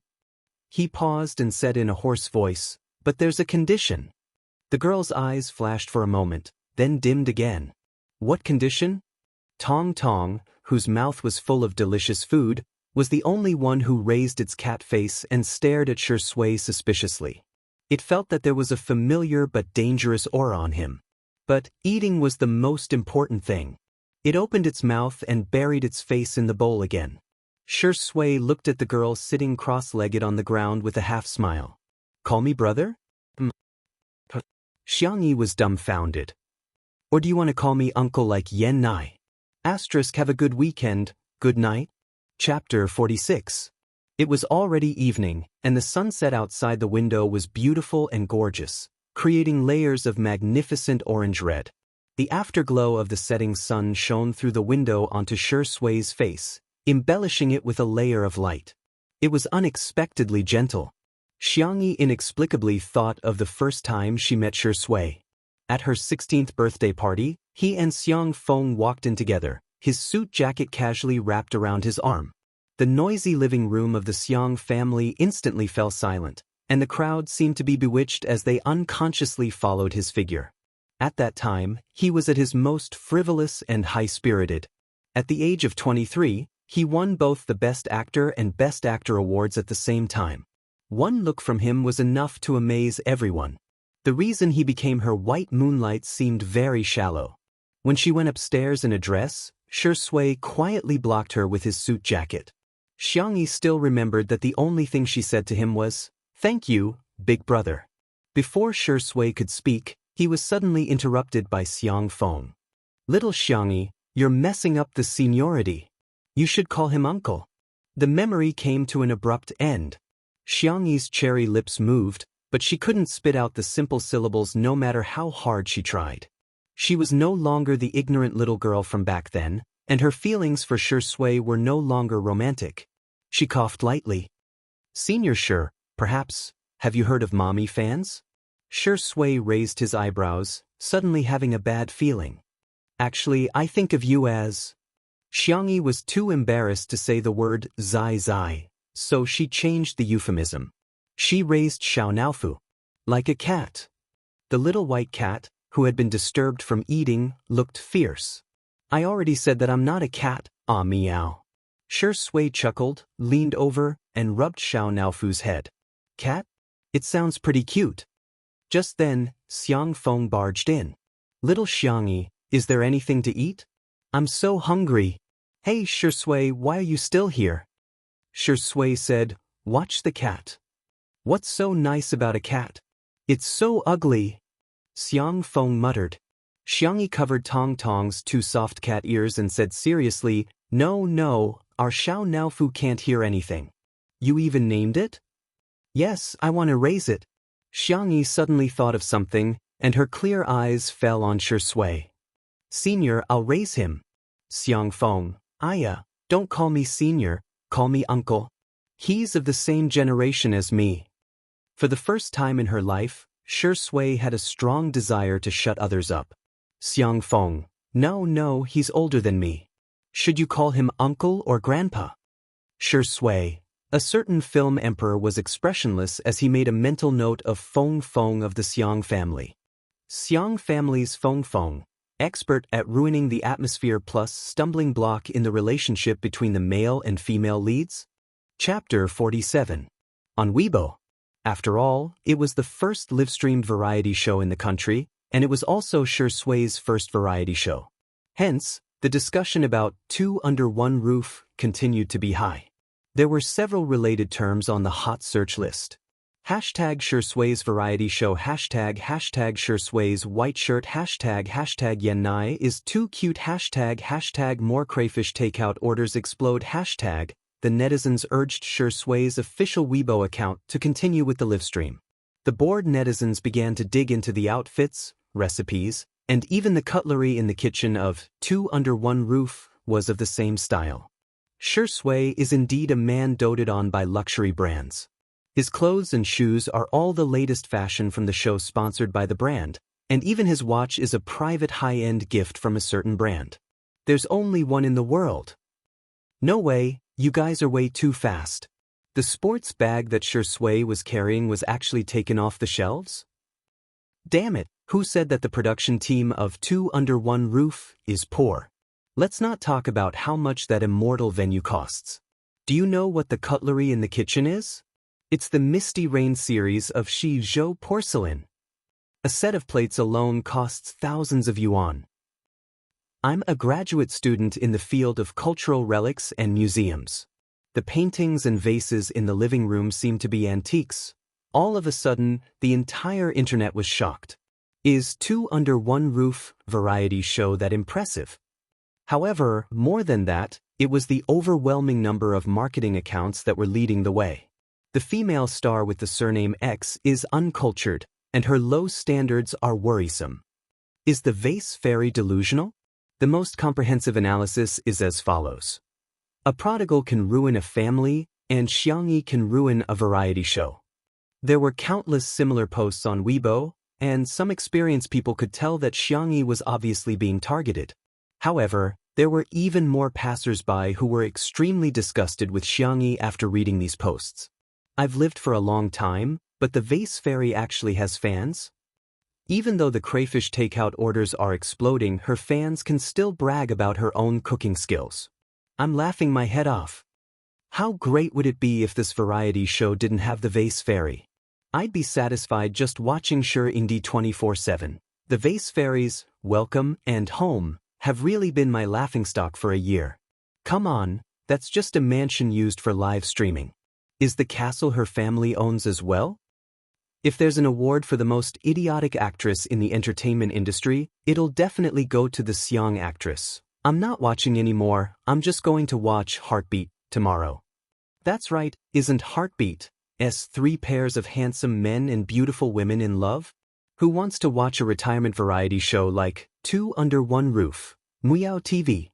The PR department sent a summary of the latest public opinion online to Director Chen, the director of Heartbeat.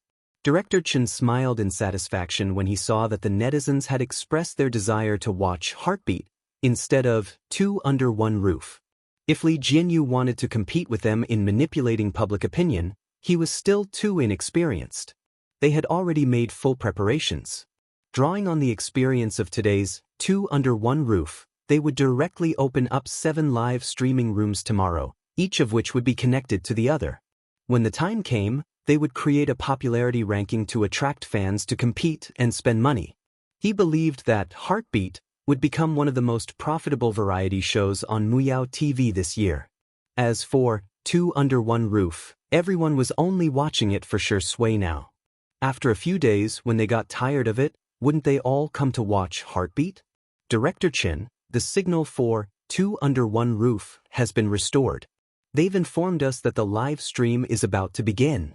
An assistant came forward to report, trembling with fear. Director Chen said disdainfully, adjusting the equipment and cutting the signal, which audience member can stand such torment? The number of viewers must have dropped by a lot. The assistant. Director Chen, no, the number of viewers has increased. Director Chen?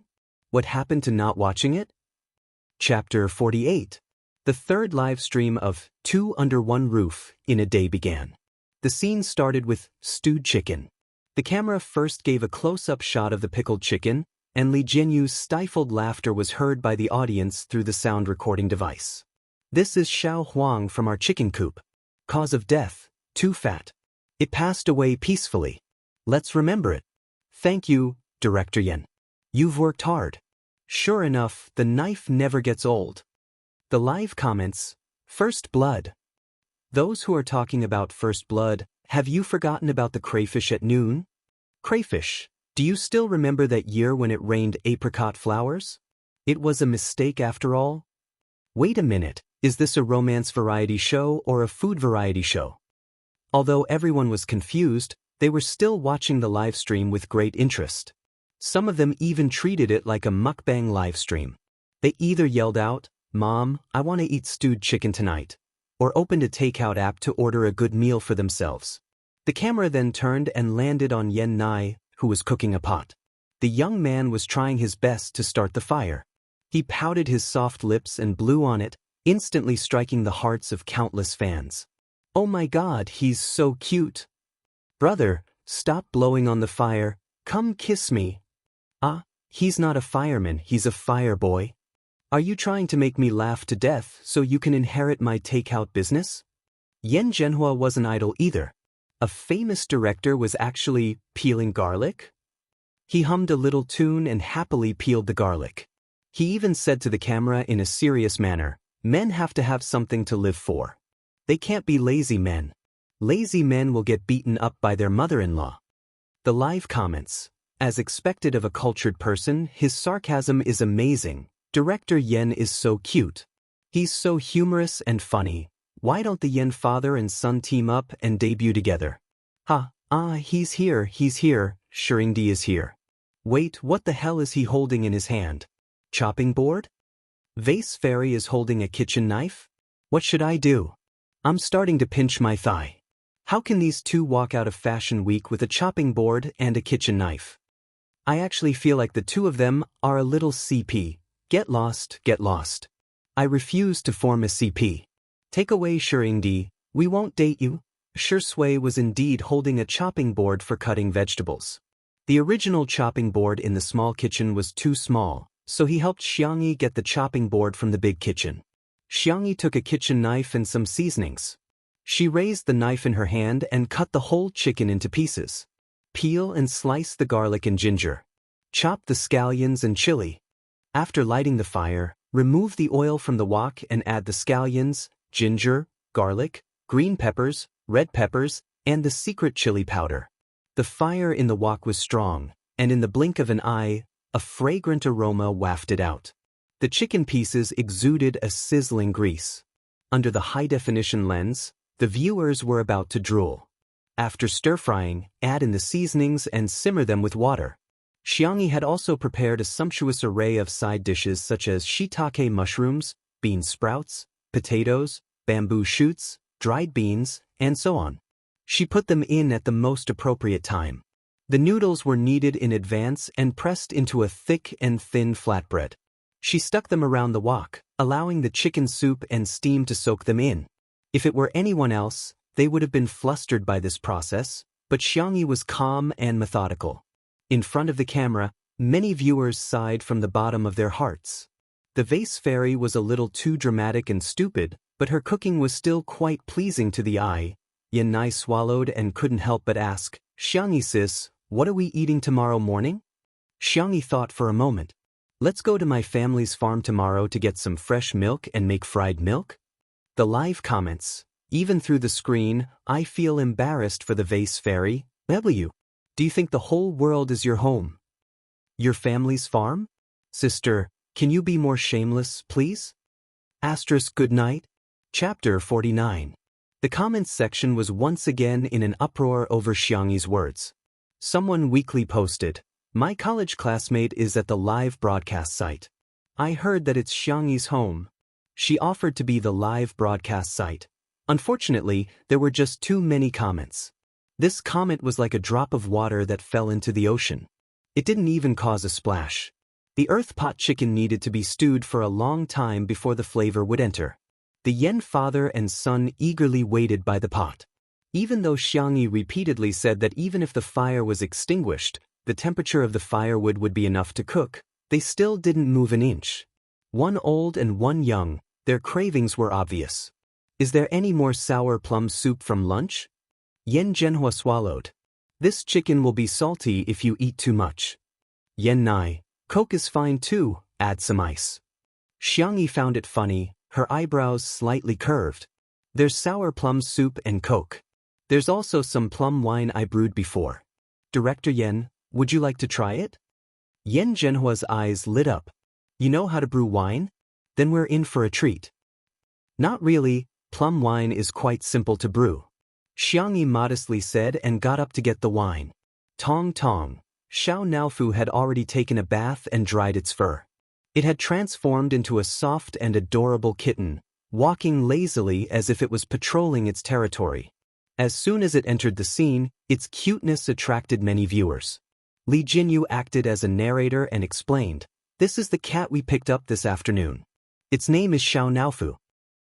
It's a kitten. I want to rua it. Such a cute cat, I can sit 10 of them to death. Baby, what color of sack do you like? Where can I pick up this cat? Waiting online, urgent. The photographer generously took a few close-up shots of Xiao Naofu. The proud and arrogant cat walked around on its short legs and stopped at Shui's feet. Meow. Xiao Naofu looked up curiously, feeling that there was a familiar aura on Shui's body. Could it be that he was also a fast transmigrator? Impossible. Before it was reincarnated, it had looked up information about this world. Xianxia was the only fast transmigrator. I didn't expect this. My head hurts. Shui lowered her peach blossom eyes, picked up the back of Xiao Naofu's neck, and gently stroked it a few times. The man and the cat looked at each other. The scene was beautiful and harmonious. I want to be held in the palm of my brother's hand too. I'm planting lemons online. I'm dying of jealousy. I'm not as good as a cat. Sure, Ingdi is too gentle. What a perfect man. My hand fetish is about to have a nosebleed. Xiao Naofu was enjoying this human service when it heard the sound of footsteps. Its cat ears twitched and it suddenly cried out, "Meow, meow, meow." Xianxia heard its cry and hurried over. She put down the tray of drinks, took Xiao Naofu from Shui, and stared at him warily. Xiao Naofu snuggled in her arms and whined in a coquettish voice, as if it had suffered a great grievance. Xianxia took 2 steps back with it in her arms. "Senior, don't bully it." Shui raised her eyebrows. A thought popped up in his mind. It's just a cat, how can it be more important than me? In the live stream. Is this the legendary green tea cat? Is it an illusion? Xiao Naofu seems to be competing for favor. Why do I see a trace of grievance in Shengdi's eyes?